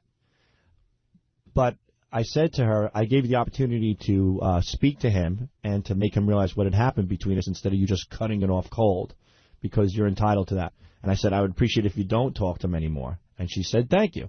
And she said, I won't talk to him anymore. But then she ended up talking to him. So I did give her that opportunity. And when she ended up talking to him, then I flipped out. Then I said, you know, what the fuck? So it sounds like you still... Then I called @𝗵𝗲. Then I got I got an apartment in the city from... really? You went that far? Yeah. Oh, my God. Well, there's a comedian in the city that said, look, if you ever need an apartment to stay in, because he listens to the show, she listens to the show. It's Laura Levitas. It's a great... Laura Levitas? Yeah. Whoa. Wait a minute. No, wait a minute. No. That's a definite message to your wife. No, not at all. She's only the hottest chick comedian I was going to say, seen. Laura's more in the Sarah Silverman camp, not in the Sherry Shepherd camp. A male. You couldn't crash with Mike Bush? No. Laura said to me, we've done shows at Caroline. So she said to me, you ever need a place? She listens to the show. She's a fan. I don't know any, she said it's here. She was on tour with I know who Laura is. She was on tour with Lampanelli. She says, I'm not going to be home for the next month and a half. You can have my place. She's on the road with Lampanelli. Oh, so she wasn't in town. She wasn't in town. Yeah, so, but you know that. But I had the place. I had a place to temporarily stay out. I called up 𝗵𝗲. I called my wife, who was at the beach with the kids and her other girlfriend, and, wearing their Gucci sunglasses, enjoying the sun. All right, that's all right, John. Yeah. No need to go there. That's fine. And I said, I'm out of here. And she said, why? I said, because you're talking to him again. So then she said, but it was for work-related bullshit, and then she promised me she would stop. So that's it. I mean, what am I supposed to do? Am I supposed to dangle a carrot in front of a phone? Well, you should bang Laura Levitas. Well, today, during the interview... Laura's a great girl. During the interview, Christine basically said, yeah, I'd like to be able to talk to this guy if I want to, if only as a friend. Right. But for you, I could tell that's a deal breaker. It's not going to happen. I can't live with that.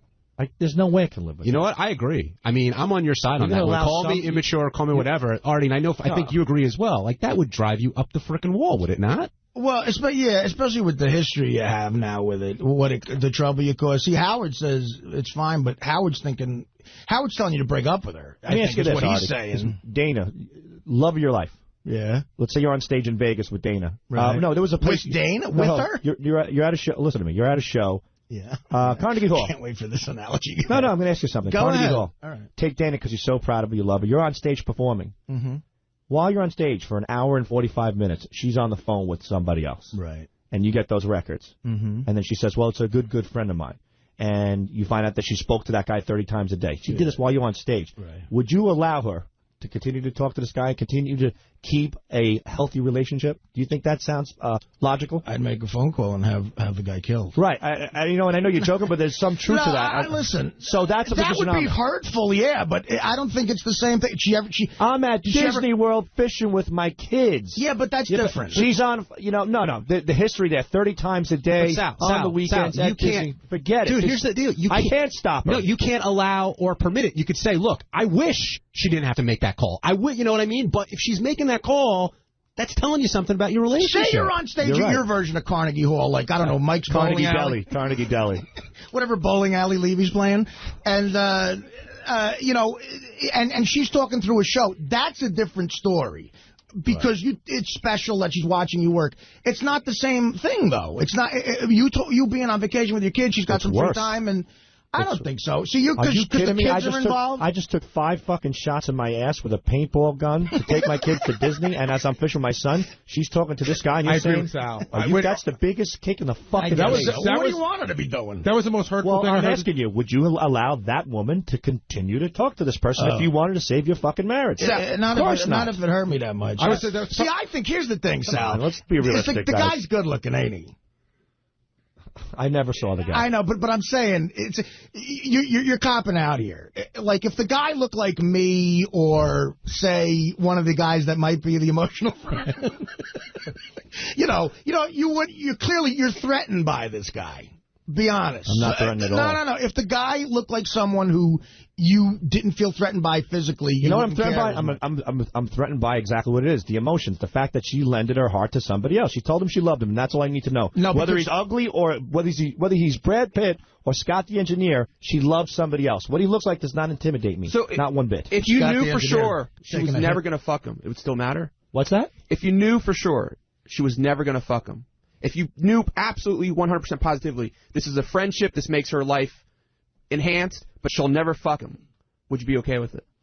Based on her track record with him? Absolutely not. You can't. Like I said, if you look at what has happened in the past, the relationship they had, I couldn't take that chance. Benji, 143. I don't think he's ever going to be comfortable with 30 that. calls in a day? 30. No, but I'm saying if he was.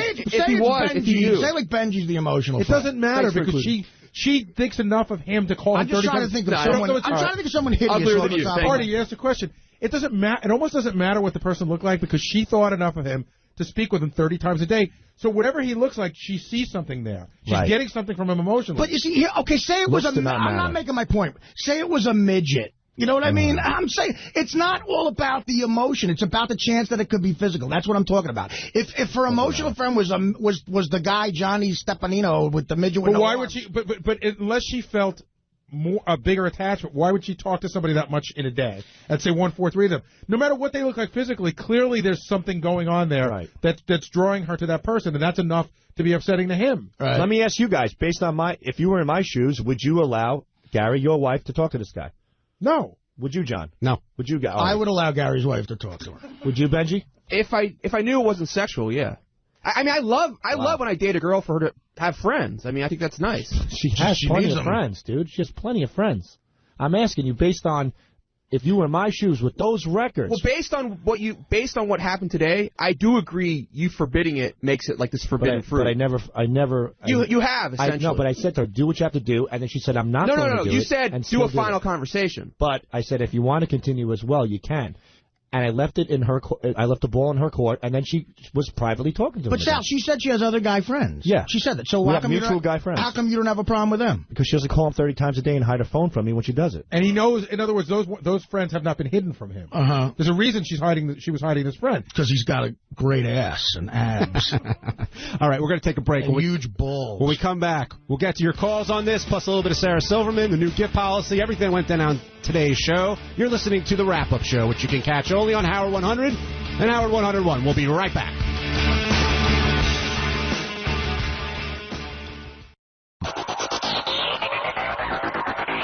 All your important files are on your office computer. To work from home or while traveling, you have to copy files to CD, email files to yourself, or sync up your laptop. What a hassle. Well, Gary, here's the solution. Take your office with you wherever you go with Go to My PC. Yes, Go to My PC.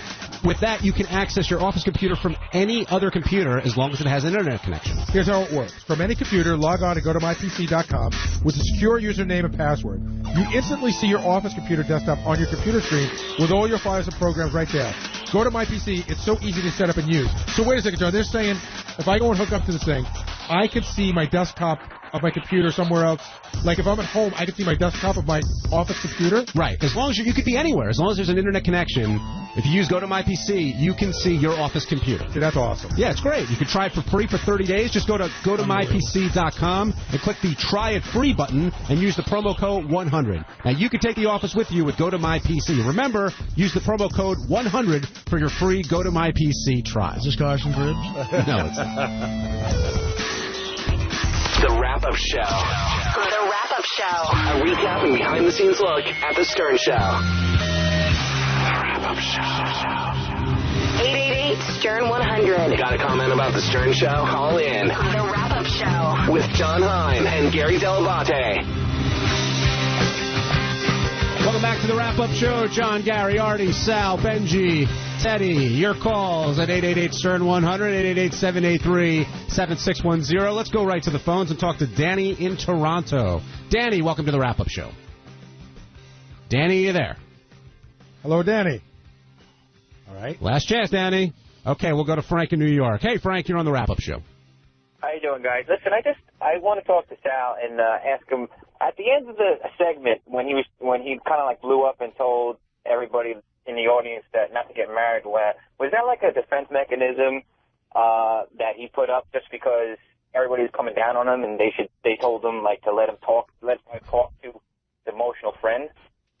What's he really meaning? I think it was a combination of everything. I was just taking everything in. I felt like we were going nowhere, and then I hear for her to talk to the emotional friend. I'm like, this is all fucking crazy. And the first thought that hit me was like, you know what? Marriage is a goddamn scam. It really is. Sal, and that's how I felt. I'm sorry. Were you telling Howard not to get married? Were you telling everyone not to get married? Listen, Howard's very intelligent. Howard makes up his own mind. If he wants to get married, get married. But I'm just saying, in general, there's a point in your life where you think you're so in love and you're so infatuated. Just take a step back, breathe a little bit, give it a few more years, and then see if you feel that way. Because years? Yeah, chicks ain't waiting years, dude. I know what you're saying. Well, that's it. Try to shake that pressure. You know, but that's what you kept saying. You kept saying years. 5 years. That's, I mean, what the fuck? You know, we're the 10 only years. Whatever. What are you gonna do? It's just weird, you know. I think if the Bible was never written, we wouldn't have all these ceremonies and everything else. And I believe in God, which is kind of contradictory. Wait. What? Welcome to What the Fuck Did Sal Just Say? If the Bible wasn't brought written, to you every day at noon. If it wasn't written in the Bible that a man has to marry a woman and be committed and all that other horse shit that's in there, we wouldn't be in these situations today. Did you get married because the Bible told you to? No, but I followed the tradition of the Bible like everybody, you know, every other Catholic who gets married. You did? What's the tradition of the Bible? You went to a ceremony and you got married, but other than that, you haven't followed anything. Did you pre-cane? If the Bible said fuck as many people as you want, like lions and tigers and elephants do, you know. If the Bible said fuck a lion, if the Bible said fuck a lion, you'd fuck a lion? No, I don't know. Gary. No, sir, I'm totally serious. We are the only. No, he said like. Listen to me. He didn't say us fuck lions. Like, we're the only species. We are animals, okay, but we're the only species that completely commits to one person. When a lion goes into heat, a female lion goes into heat, a male lion comes by, he fucks her, she has cubs, he moves on. That's it. Right, but a lion has no brain. They're brainless animals. Yeah, they don't have to they got more brains than us. Because that male lion is fucking other lions. Yeah, but while somebody's raising his cubs. Sal, is it a comedy? Seriously, are you doing a comedy bit or are you having a conversation? I'm not kidding you. So you really believe this? Based on the Bible, based on culture, we have this thing where we have to stay committed. First of all, we have books. Lions can't read books. We're elevated beings. We're not that elevated. All right. You're not. You have a team that can't even fucking make it to the playoffs. And you're horrible for Italians right now. Oh, Horrible. go fuck yourself. Learn how to pronounce Gabagool correctly. Then we'll talk about who's doing a better job for the Italians. I think Sal is in the defense mode like a rat in the corner. I'm not in the corner. I'm saying and you're that. upset about what happened today, and you should be, because your marriage is clearly over.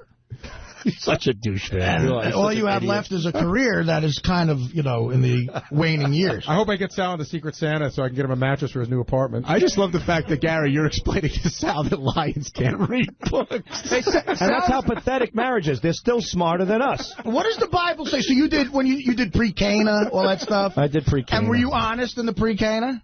What's there to be honest about? Well, when the priest said, have you ever masturbated, what did you say? I don't think I was asked that question. I think they threw that question out because they probably got too many yeses. There's no way. Everybody masturbates. Even the priests. Yeah. Is there anything else we can talk about? Anything? You mean besides Sal? He's not being... No, I know. Let's move on to another subject. What are you talking about? I'm just saying, you're in... I feel bad for you. I do. I really do, Sal. Listen to me. That shit you spewed out today, all kidding aside, that is heavy fucking shit. And every time you get deeper and deeper into your family stuff, you say stuff that I can't even believe. Like that stuff with your father and a second family. Dude, that is crazy stuff to deal with. And people tell me this all the time, but... and I blow it off, but it's not right. You need therapy on your own to deal with that. Your father had a second family, which, by the way, is a big Italian thing. That's like they all got other shit going on. But yeah, we know somebody. We have a good friend who had a second family, and he's got a black half brother. He's Italian. Really? Yeah. Oh, that's disgraceful. But Sal, he didn't have a black family. No. Oh, listen to me. Oh, thank God. The point that I'm trying to make, before you guys accuse me of going off into these stupid tangents. Sal, Artie's telling you should go to therapy. Yes, I am. I really think that you need... That is some heavy shit. Well... It just is. You got to... I mean, I think you're living a lie. The point that I'm trying to make is that we have basically, based on religion and based on our culture, we feel that that's the way it's supposed to be. And that's why so many marriages break up. I'm saying that out of all the animals, out of all the species in the world, we are the only ones that do this. Define. You don't know what species is. Define. What are you doing, species. Gary? It's a boring rap. This is like a rap that guys do it like a bad comedy club, It's not, because it's amazing. No, it's not. Tell the truth, Sal. Tell how you're feeling, man. Seriously. Elephants fight over an elephant in heat. They fuck the elephant. She has baby elephants. He moves on. We're the only people that build a house. Put one person in it. We're the only people that are people. Those are animals. But it doesn't Those are fucking matter. animals. An elephant is not a human. But an elephant... An elephant doesn't read books. Does an elephant eat? So do humans. Does an elephant they shit? So eat do other humans. elephant shit. But the thing is, you would know, Fatso. Oh, and how to go around to that? How dare you make this about my why feelings? are we the only animal that doesn't shit on the street? Because we're evolved. The point I'm trying to make is that it's kind of odd that because of our religion, because of our culture, we've decided to stay with one person. Hey, but Gary, I think Sal really has a serious point. He's saying if it wasn't a cultural tradition, if you just had a blank slate, most guys probably wouldn't choose So this. let me ask you a question. Why did Sal get involved in it in the first place? If he does, now he looks back on it and he goes, oh, I shouldn't be involved in this cultural tradition. Why did you skip it? You could be living alone. It's fine.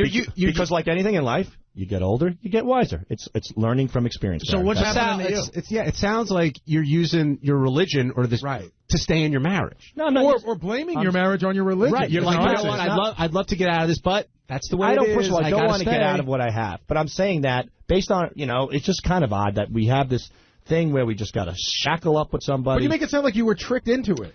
I kind of was. I think everybody who gets married The only thing I'll say is I'm surprised it happens as often as it does, that you meet, you know what I mean? Like, the norm should be that you don't find somebody that you want to share a bathroom with for the rest of your fucking life, I mean, the fact that it happens so often is, I think it's definitely how we're bred in society. Like, you gotta do this, you gotta do that, eventually you get married, and, But nowadays, people don't stay in shit marriages. It's a very different time. More people get divorced than maintain their marriage. So do it. I don't want to. But I'm saying if that's the case, then more people should take a look at those statistics and take a step back and let their emotions breathe a little before they jump in. And why more people? Why not you?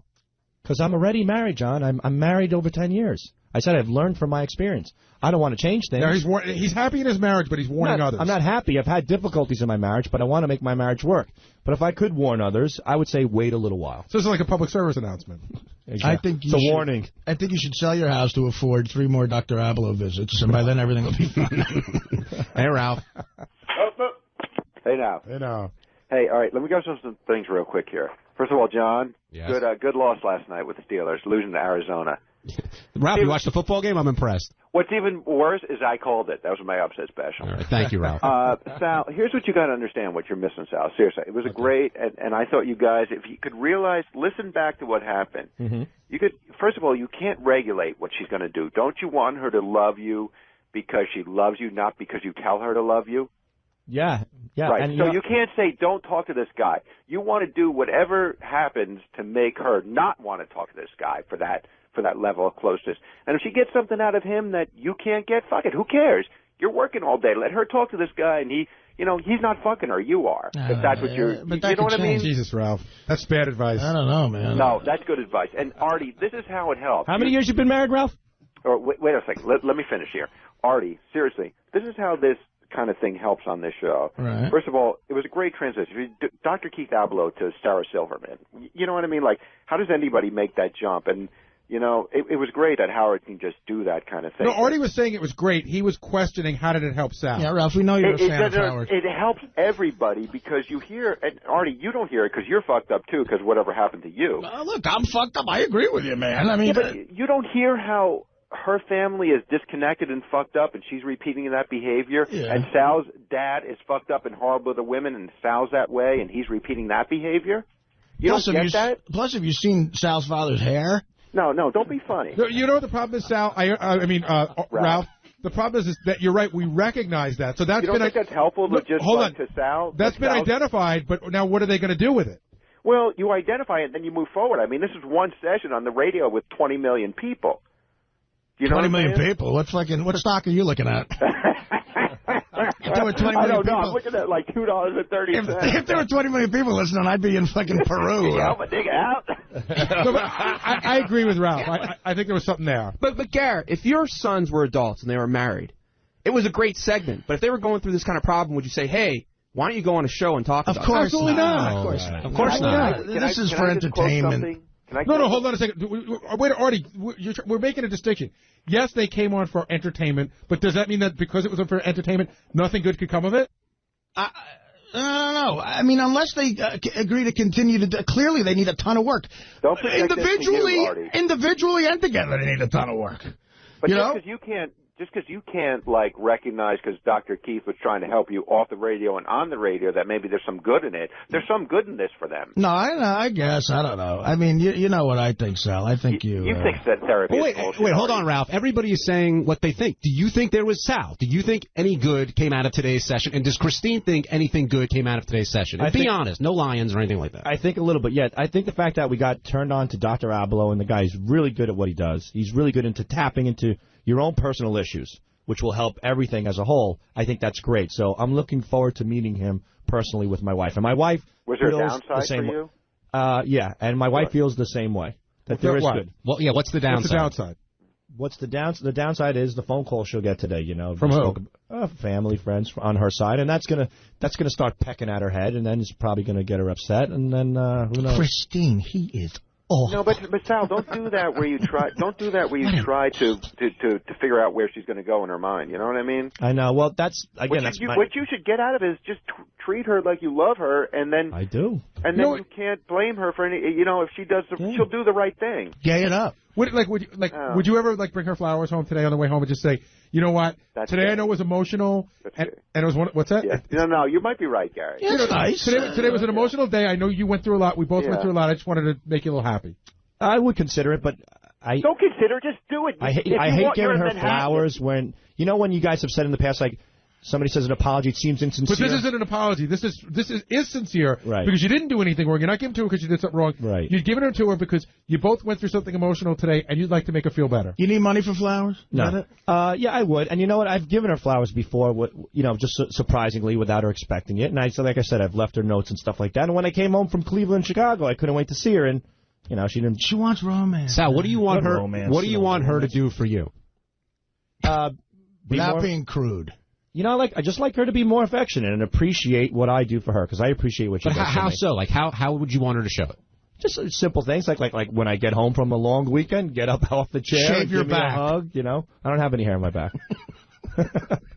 Were you really upset though when she didn't get up from the computer? Is that a real thing? Like, were you really hurt by that when you got home from the weekend? Really? Yeah. Oh.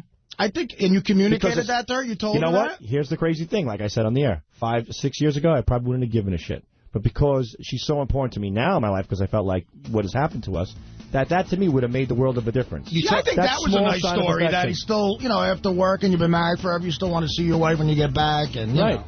You know, that's what it's come down to. So that's what I hope that she gets out of it. That, you know, but you can't make somebody hug you if they're not truly in love with you or they have a lot of issues. Yeah, you don't want to make somebody hug you. I don't. So I just said, hey, you couldn't even get up? I mean, how else can I express myself? She couldn't even get up, so that's the way it goes. All right, we got to wrap up. Artie, anything you want to plug? I'll be, where am I going to be for Hampton Beach. Hampton Beach Casino Friday, and November 15th, Caesar's Palace in Vegas, and November 17th, Poughkeepsie. I'll be all over the place. I'll be Saturday in Memphis and Friday in Louisville, Kentucky, KillersOfComedy.com. Thanks for listening to the wrap-up show on 100 101. Now it's Howard 100 News at noon. Around the world, then up your block. It's time for America to wake up! No more bullshit. This is it. It's a revolution. This is a Howard 100 News Brief. I'm Ralph Howard. Therapy on the radio. Dramatic and insightful. But did it work? It's Howard 100 News Behind the Scenes. Howard 100 News. Behind the Scenes. I think it went remarkably well. Look, I'm optimistic. Dr. Keith Abloh commenting on his hour-and-a-half-long live on-air marriage counseling segment with Sal the stockbroker and his wife, Christine. Dr. Keith felt the two were on emotional lockdown, not sharing their true feelings. How'd the session go for Christine? I think it went well. I definitely think he, hit on a lot of points that were true. Made me stop and think. Was it hard hearing Artie as the emotional friend? Oh, that was so funny. Artie, Christine thought you were funny. Oh my God, it's great to see Christine laughing. It really is. I think these two are going to be fine. So you feel good about everything? Yeah, I've always felt good about everything, and I'm glad my wife would be willing to do this, because this ain't easy. So that's where I really appreciate her. She's doing it because she knows how important it is to me. What did you think of Dr. Keith? I thought he was great. I certainly look forward to seeing him again. It was interesting that he thought both of you were on lockdown. Yeah, that's something that we really never addressed. Her personal feelings, my personal feelings, and how they clash. You cried. Yeah. It's one of the day's work. So, how does this story end? More to come. Yeah. So we'll do dinner. Thank you very much. Thank you very much. For Howard 100 News, I'm Lisa G. Clever and hilarious. The Red Peters Comedy Music Hour tonight at 7 p.m. Eastern and Howard 101. Howard 100 News. Always there. Never invited. Once again, the Killers of Comedy from The Stern Show were on the trail, searching for laughs, and they had a special guest. It's Howard 100 News Backstage. Howard 100 News Backstage. This weekend, the Killers of Comedy were back on the road. We hit Chicago and Cleveland. And the Iron Sheik joined us on the tour, which was awesome. But there is no show without the headliner, the main man, the man who they all came to see. Get lucky with any ladies? Oh, a couple of them I met. Yeah. Really? And where were you this weekend? I don't remember that. I think you were in Tokyo, right? Oh, probably. I don't know. Beat works extremely hard, and it shows on the poor guy. So, another successful weekend for you? I'm so fucking tired. I can't fucking move my body anymore. Also, Beat almost got into a fight this weekend with someone from the show. In this clip, we don't find out why he was mad, but what is in this clip is a new version of the classic bit, Who's on First. Enjoy. What about Sal? Sal pissed you off this weekend, huh? Oh, I was gonna fucking kill his ass, yo. Yeah, what was his problem? I was gonna beat the shit out of his ass, yo. What was his problem? I said, what's your fucking problem? Don't come to me with that bullshit. Right. Get the fuck away from me. Right. And what did he say? Got away from me fucking quick. And what'd you say? He ran behind the other fucking guy, though. And what'd you say to him? I was gonna beat his ass. And what'd he say? He fucking walked away. And then what'd you say when he was walking away? After he walked away, I was gonna beat the shit out of that ass, but he walked away behind the other guy. And then what'd he say? I don't know. Yeah. I guess he was fucking afraid of me, I guess. Who wouldn't be afraid of you? Look at you. You're a scary dude. He's afraid of me. For Howard 100 News, she'll be saying, Shalom, biatch! It's on to the baseball playoffs and Monday Night Football. A big sports night for Scott Farrell, live from 8 until midnight Eastern in Howard 101. Howard 100 News. What else are you going to listen to? Artie Lang says thanks for a video, even though the video makes fun of Artie. And the thank you included a check. And how fucking dare anyone out there make fun of Artie after all he's been through? In just one short video clip, He's a fucking human! the clever creator of this precious primal scream Leave Artie alone! manages to make a mockery of Britney Spears, the strange character who mounted the internet defense of the once proud Pop-Tart in the first place, and of course, Artie Lang himself. Dana turned out to be a user and barely tanked. The biggest fan of this spoof, Artie Lang. Oh, I was real excited. Matt Crouch, who starred in and produced this Leave Artie Alone stunt, has just received a handwritten thank you letter from Artie Lang. Along with the letter, he enclosed a check for the use of the video during the Detroit show. Matt won't say how much money Artie sent him, but the letter reads in part, quote, "That was some funny shit. I'd like to speak with you. Signed, Artie Lang." Yeah, I believe he wants to talk about doing some web stuff, some website stuff. So I've been doing it for a long time now, and it'd be great to work with him. Crouch is also the creator of the ever-so-sly SaveBabyGorilla.com website, dedicated to the preservation of Artie Lang in the wild. Crouch even donating money to the Diane Fossey Gorilla Fund in Artie's name. I'm a little surprised that he wanted to use me, especially since my site, even though it's there out of love, we do get a little raw on him and make fun of him a little bit. But, it's totally out of being a fan. He hasn't done heroin in years. And all you people want him to do is more. He's right. The world needs more Artie Lang. For Howard 100 News, I'm Steve. Coming up this afternoon, Bubba the Love Sponge from 3 to 7 p.m. Eastern in Howard 101, and Bubba Live on Friday morning. Everybody, listen. Howard 100. News. Now, today's poll question from Howard 100 News. Sal and Christine sat down for therapy with Dr. Abloh this morning on the air. What was the best part? Your choices are A, Sal crying, B, Christine's emotional friend joining in, C, Christine not admitting to masturbation, or D, Sal constantly putting his foot in his mouth. To vote, go to the Howard Stern page at Sirius.com. If you spot Robin on a date with Jim Florentine, call us at 877-33-SIRIUS. Then dial 100 for the Howard 100 News tip line. Another Howard 100 News brief at the top of the hour, or as close as we can get. Howard 100. You didn't write Ohio. No, Neil Young Neil did. But you love that song. Well, I get a call from Crosby. I'm in Los Angeles. Neil and David are up in a place that I had in Pescadero in Northern California. It was a friend's house. Crosby called me. He goes, book the studio right now. Get the band together. Get Halverson, who was our engineer, Bill Halverson.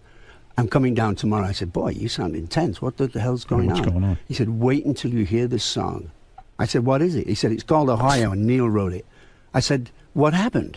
He said, I showed Neil a newspaper with you remember that famous John Philo picture of the girl leaning over the dead You're talking about body? at Kent State. At Kent State. Yeah. One of the students had been shot by a National Guardsman. 4 of them. Yes. We slaughtered our own children. Yes. Right, so here's the story.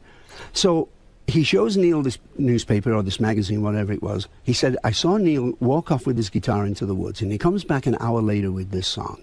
Right? Wow.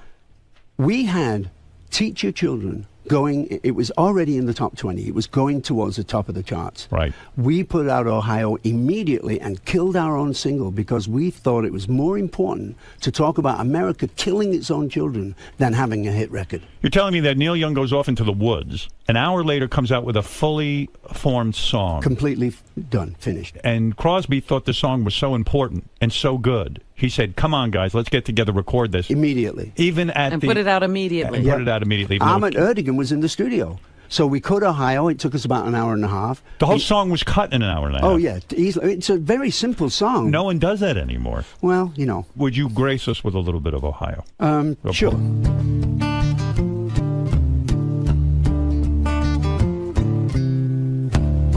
Oh, no, no, no.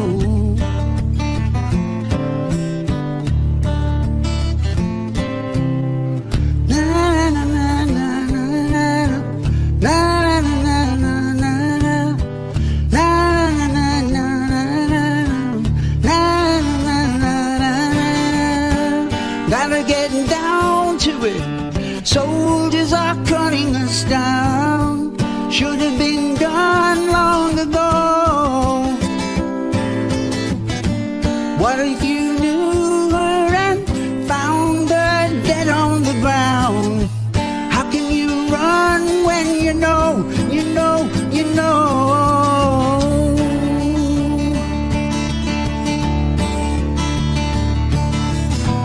Tin soldiers and Nixon coming, we're finally on our own. This summer I hear the drumming for dead in Ohio. For dead in Ohio, for dead in Ohio, for dead in Ohio. That is one powerful song.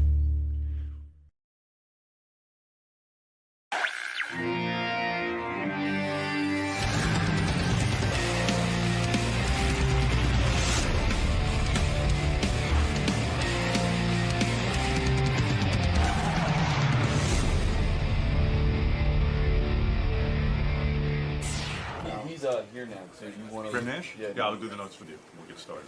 What was the, when the Crosby, Stills, and Nash got together, he was in the Hollies. Yes. But he was, okay, I'll start that from 𝗵𝗵 story. He was sort of disillusioned with what the direction they were taking. Right, and then he hooked up with Crosby, and where did they find Stills? No, Crosby and Stills were at Joni Mitchell's house, and she sort That's where they met. She invited Graham to come over. I think the way I read it was she sort of knew these three guys should get together, but it seemed like an accident. And in the book he says they go over, Crosby and Stills have a new song, they play it once, Graham goes, play it again, and Graham goes, can you do it one more time? And this time he jumps in with them and they create this sound. Well, Graham Nash is here, which I'm excited about. One of my favorite artists of all time, Graham Nash. Of course, of the great band Crosby, Stills, and Nash, originally of the Hollies, inducted into the Rock and Roll Hall of Fame for about 20 different reasons. Look at you. Twice. You look good. Yeah, you really do. You take care of yourself, right? No, you know, it's really easy to look like a peacock when you're standing next to two turkeys. Well, yes, but, you know, it's funny. When I even see Neil Young now, he's put on a tremendous amount of weight. Really? I think so. I saw Neil a week ago. He didn't look He looked heavy to me. Well, you know, as we get older, I mean, look at you. You look great, too. I mean, No, I'm trying to keep the weight down. You keep the weight down. How old are you now, 40? 40. Oh.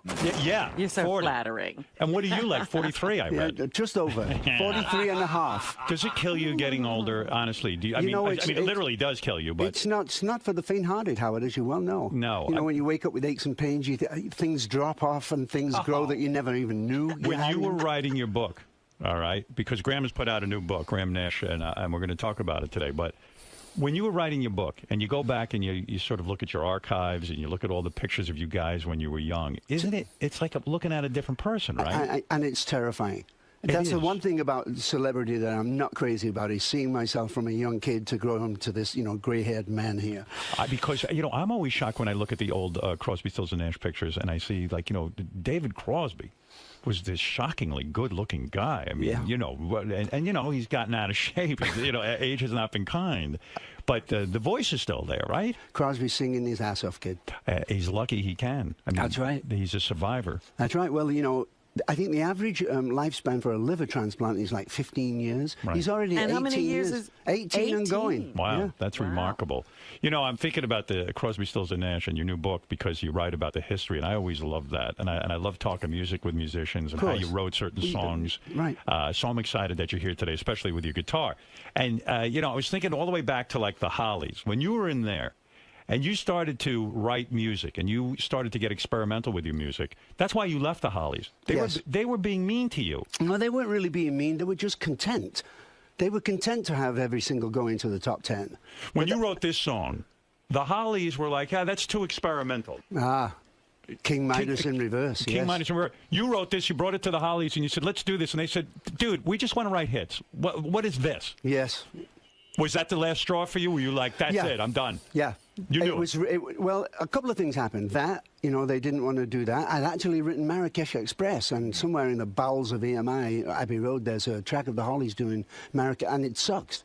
Right? Wow. So those two things, they wanted to do an album of Bob Dylan songs in Las Vegas kind of brass kind of, it sucked. So you're saying you brought them Marrakesh Express and they didn't think it was going to be a hit. Oh my God! One of the biggest hits for Crosby, Stills and Nash. Correct. And you just did that stick in your craw? And one day when you finally were set up with Crosby, Stills and Nash, you brought it to them and you said, "Look, guys, let's do this." And they were probably like, "Yeah, this is it. Let's do it." That's why I'm so bonded to Crosby, because he saved my ass.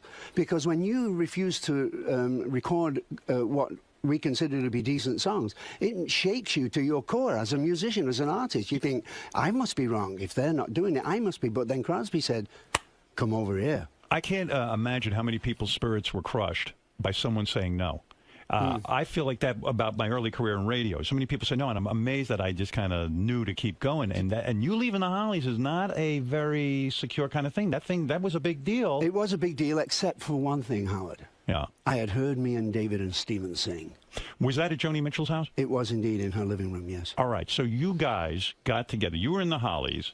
Crosby was in, what band was he in at that point? I think he'd just been thrown out of the Byrds. He was thrown out of the Byrds. You were all sort of outcasts of different bands. That's right. And Stephen I wasn't so out.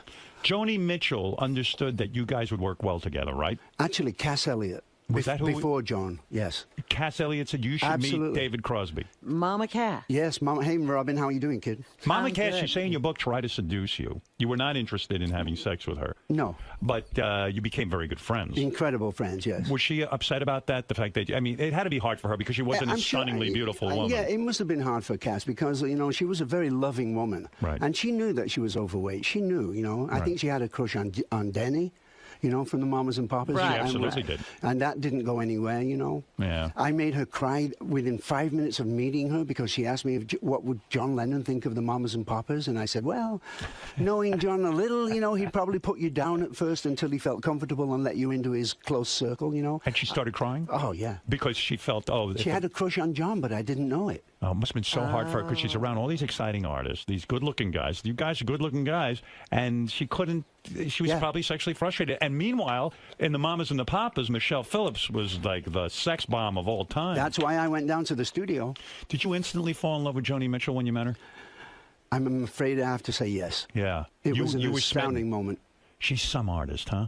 Brilliant. She's a genius. Were you intimidated by her talent, or did it spur you on to write great music? No, I was full of piss and vinegar. I thought I was, decent, songwriter until I started hanging out with David and Stephen and Neil and Joni, and then I began to really realize what songwriting should be about. When you hang out with people like Joni Mitchell and Stephen Stills and David Crosby, do you become a better songwriter? Absolutely. They teach you things by just hanging out with them? Absolutely. Wow. To see the way they structure songs, to see what they talk about in songs. You know what's an amazing story? Stephen Stills, and I agree with you that he is one of the most underrated guitar players. I find him unbelievable, even when he did his solo work.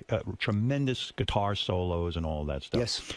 But Joni Mitchell wrote the song Woodstock. Indeed. She was upset, right, that she didn't get to go to Woodstock. Well, she was supposed to go. Right. But she also, Woodstock finished on the Sunday. She was supposed to do the Dick Cavett show on Monday. And it was a very important TV show for her biggest entry into TV world, right? Right, yeah. But then when 20,000 people are coming, 50,000 people are coming, 100,000 people are coming, 500,000 people are coming, Elliot and Geffen didn't think she'd be able to get out of there to do the TV show. And they were worried about that. Of course. And that killed kept her there. So that killed her, and she decided, that's it, I'm writing this song Woodstock.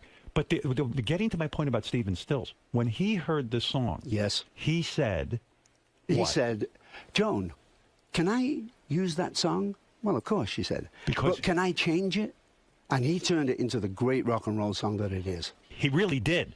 Stephen Stills heard this song and knew how to arrange it to make it a hit. And Absolutely. That's genius, isn't it? It is. Even he took someone else's song. That's right. And this is one of the best Crosby, Stills, and Nash songs of all time, I think.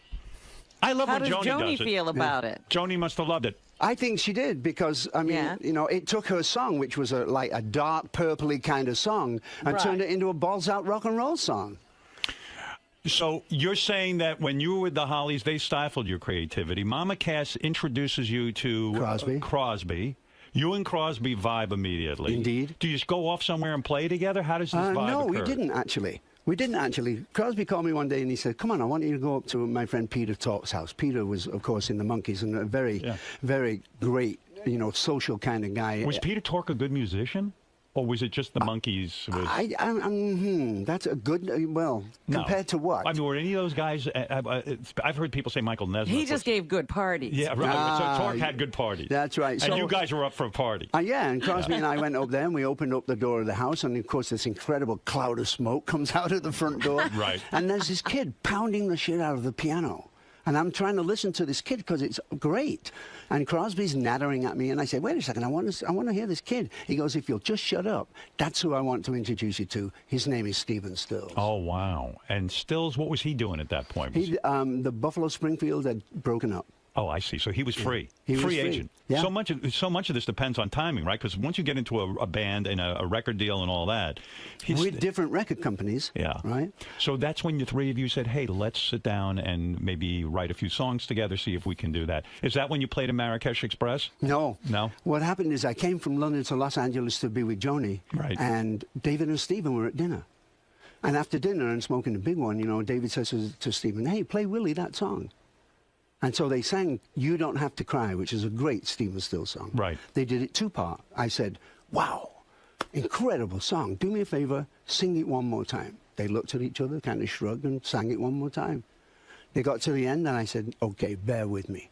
Yeah. One more time. I had my harmony down. I had the words remembered. Whatever vocal sound Crosby, Stills, and Nash has was born in 40 seconds. Wow. That's crazy. Crazy, right? Yeah, it's unbelievable. So you guys meet, and there was some sort of story in your book about that you auditioned in a way for. Who was it? Who did you audition for? Well, we had this apartment in London on Moscow Road where we were rehearsing the first record. And we were good. We could play that entire first record on a couple of acoustic guitars and 3 voices. Wow. We were pretty damn good. You were well rehearsed. Absolutely. Yeah. George Harrison and Peter Asher came over. We kind of wanted to be on Apple. They just signed James Taylor. Yeah. They were an up-and-coming record company. Perfect it was fit. The Beatles. Come on, let's go. Yeah. They didn't like what we did. Peter Asher and George Harrison. And George Harrison listened to you guys perform that first album. Live in front of their face. And is that intimidating? We thought we were crazy. We thought, well, maybe we're not this good. But we did the same thing with Paul and Arthur. What did George Harrison say? What did he say to you after? He goes, well, it's just not right for Apple? That decision came like 2 days later. They could kind of ummed and ahed and patted us on the head and left. Why the fuck couldn't they get that? I don't know. To this day, I don't know. And then you also played in front of Paul and Arthur. Paul Simon. Yeah, and Art Garfunkel. Same thing. Yeah, Simon and Garfunkel. They didn't get it either? They had the ability to get you signed to what? Some label, right? Yeah, Columbia. Probably, And you sat down and you played them the first album. Yes. Live. Start to finish. And they didn't get it. Wow. Now, what was maybe that? you guys aren't good. That's what we thought. What that proves. That's what we thought. And then I thought, well, maybe it's competition or... Oh, that would have crushed me. It would have crushed me. That's crazy. It was crazy. We didn't quite know what was really going on. Is that the beauty of being in a band? When you get crushing news like that, at least you have your 2 brothers to sort of absolutely. lean on. Yeah, you can light one up and forget the whole thing. So who the hell believed in you? Ahmet Ertegun. Ahmet Ertegun. Boy, that guy had a set of ears, huh? I'm telling you. Where did you do the same thing for Ahmet? Did you and go? He loved it to death. He got it. Because he's a music man. Right. That's one of the things that's wrong with music companies now. But George Harrison is a musician. Yeah, I know, and so is Peter Asher. And so is Paul Simon. Right. And so is Arthur Garfunkel. It's unbelievable. It blew my mind. So it proves a point that Ahmet Ertegun, who is a businessman. But a music man. A music man, but yes. a businessman, got it more. He understood the commercial potential of Crosby, Stills, and it was Ahmet that that suggested Neil join us. Oh, was it? Yeah, because you see, Stephen had played almost every instrument on that first record. He played the bass, he played the B3, he played lead guitar, he played the piano, right? Yeah. When we made that record and we knew that we had to go on the road, how do we do that if one member played all the instruments? Is that why Neil Young was always in and out of the band? Stephen is such a strong musical presence and really a master arranger and stuff. Did those two clash? Is that the problem? They must have. Because, you know, when Ahmet said, I know who you need to get, man. You need to get Neil Young. Why did he feel Crosby, Stills, and Nash even needed Neil Young? Brilliant move. I mean, I love the combination of the 4 of you. We did need another player to play the stuff that Stephen couldn't play if he was playing lead guitar, right? Right. Ahmet also understood that part of the magic of the Buffalo Springfield was this clash, guitar-wise, between Stephen and Neil, who would stand like stags on each side of the stage and play a great thing, and then Stephen would go, okay, motherfucker, try this. It was a competition. Okay, absolutely. Right. So and it's to this day.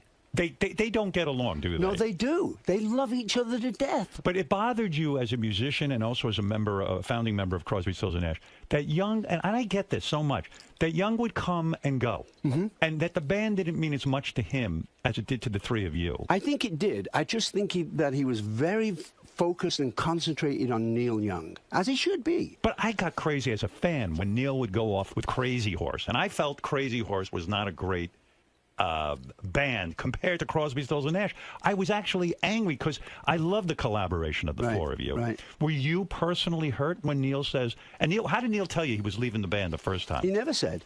Let me tell you something. You know, there's a lot of people don't think that Neil Young played in Woodstock because he's not on the film. Why is he not on the film? Because he told every single cameraman, you shoot one frame of me and you're dead. And now I bet he regrets that. Maybe, but you know what? He's a giant star, so maybe it was right. Well, you want to know something? I've talked to Leslie West of Mountain. You know, Mountain was at Woodstock. Sure. They had a manager who said, concert film, we don't, unless you pay us X amount of dollars, and they were left out of the film, and it would have been huge for Mountain, because that was a great band. Yeah.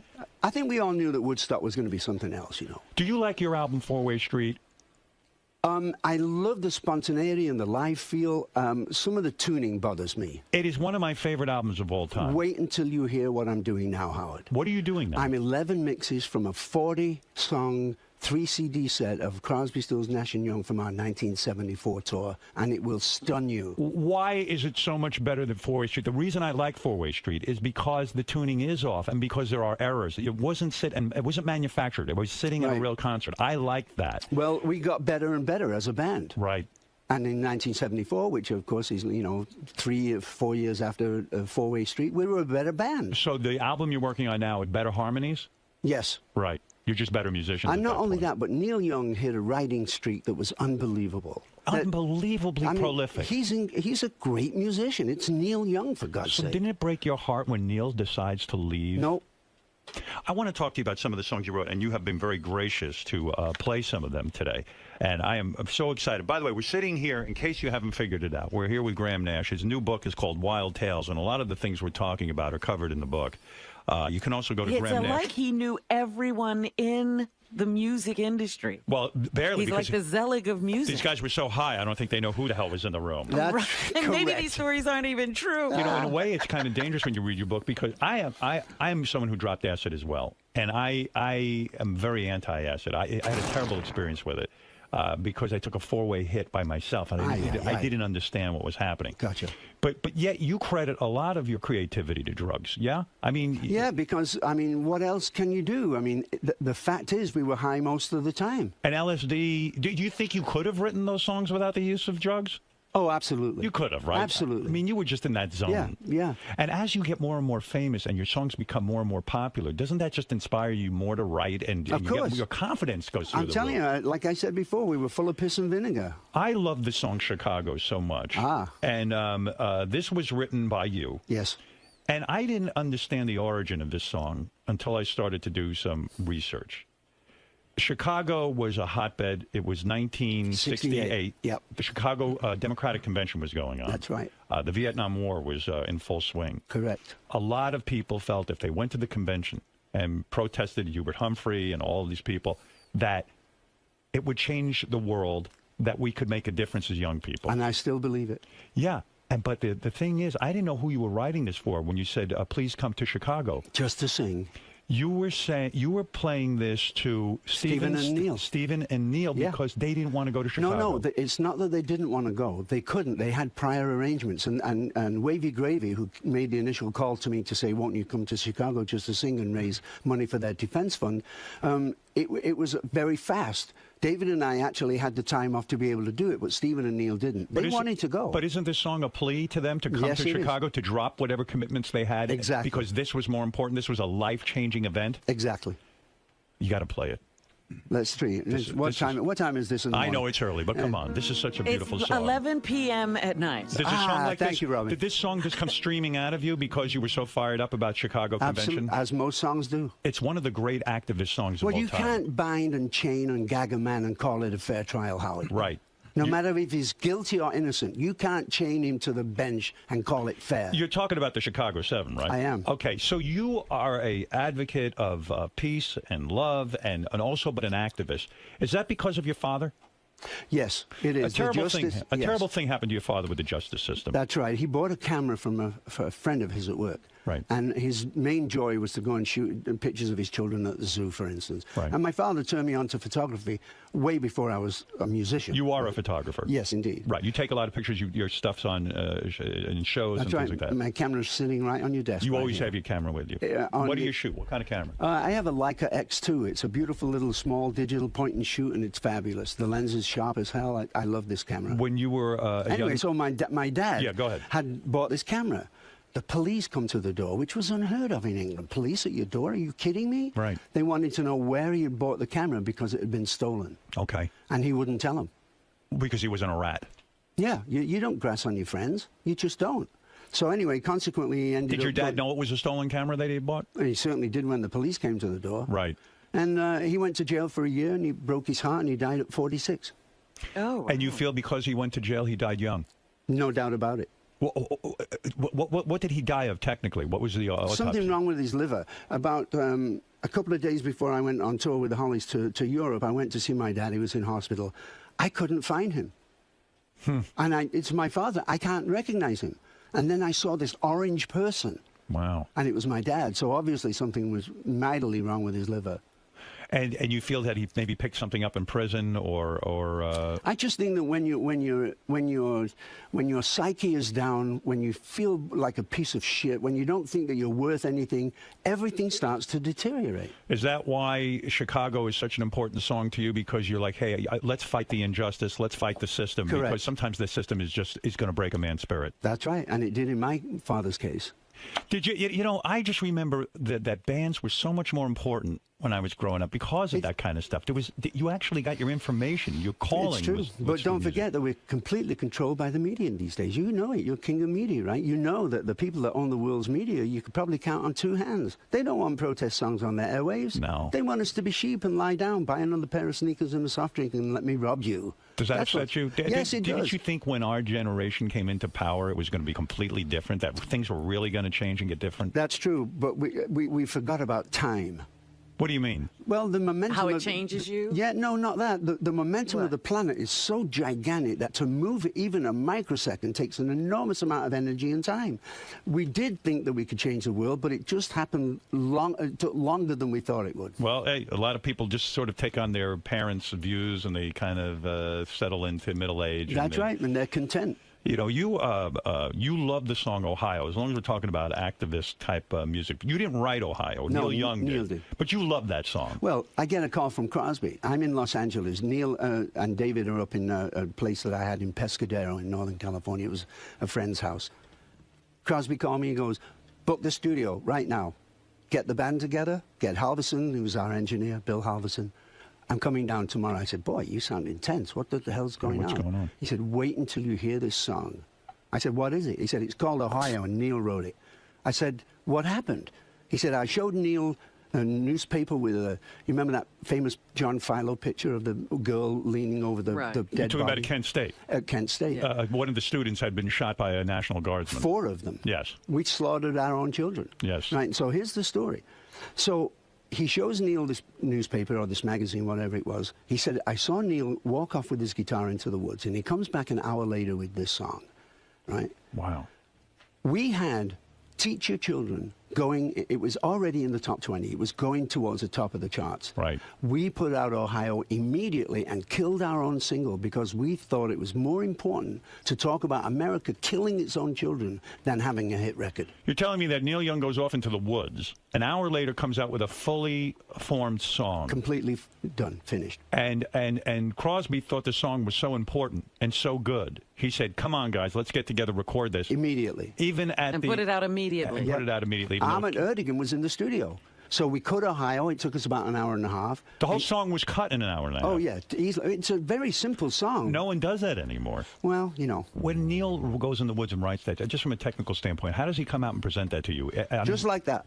He said he played that for you on a guitar. On an acoustic guitar, and he said, what are we going to do with it? You don't write this down, the music. In other words, he just keeps it in his head. None of us write music. None of us read music. Right. So Nobody. So he just goes off and he comes out with that riff, ding, you know, that riff. Isn't that a Neil Young riff? Oh, yeah. Yeah, and when you go in the studio and record it in an hour and a half, because it's a band, does Neil make the decision about how it's going to be recorded since he wrote it, or is it a democratic process? It's a slightly democratic process, but he actually leaned on Stephen a lot. Because they're the real rock and roll heart of CSNY, let's get real. Right. I mean, Crosby's a little jazz influence, you know, me, and I have no idea what my influence is, but it was mainly Stephen and Neil who made that great rock and roll track. I see. So when you get in the studio, you defer to those two, and you say, okay, guys, what are we doing? And if you make a suggestion, and does someone ever say, that's just a stupid suggestion, don't do that, because that would crush your spirit also, right? Yeah, and we're very tender with each other, because we're brothers. Yeah. And no matter what we have done, you know, how much backstabbing and how much shit that we've given each other, you know, we really love each other, and we really realize that the most important part of what we do is the music. Why do you think you never married Joni Mitchell? You were so madly in love with her. You met her at the time when you were in the Hollies, before Crosby, Stills and Nash, right? Correct. And she was a beauty, and what a talent. I mean, she had it all. Yes, she did. And still does, of course. How long were you with her? 2 years. 2 years. Or was it was it a great love affair?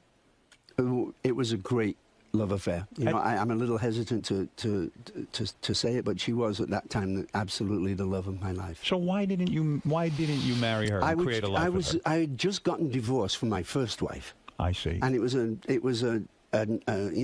a bitter feeling for me, and I didn't know whether I was. Why were you bitter? Because of my love had failed with my first wife. It was a great defeat. I was defeated. You know, I had to give up. I don't give up. Yes, but you must have got married very young. I mean, I did get married young. Yeah. And it was one of those things. And Joni and I talked about getting married. And I told her that I would have been with her for the rest of my life. But she kept harping on the marriage thing. She didn't keep harping on it, but we did talk about it. And that scared you off. Yes. What was that, Robin? She wanted marriage. We talked about getting married. Yeah, absolutely. I mean, you know, people used to say that when you and Joni, walked into a room, the place would light up. I mean, we were totally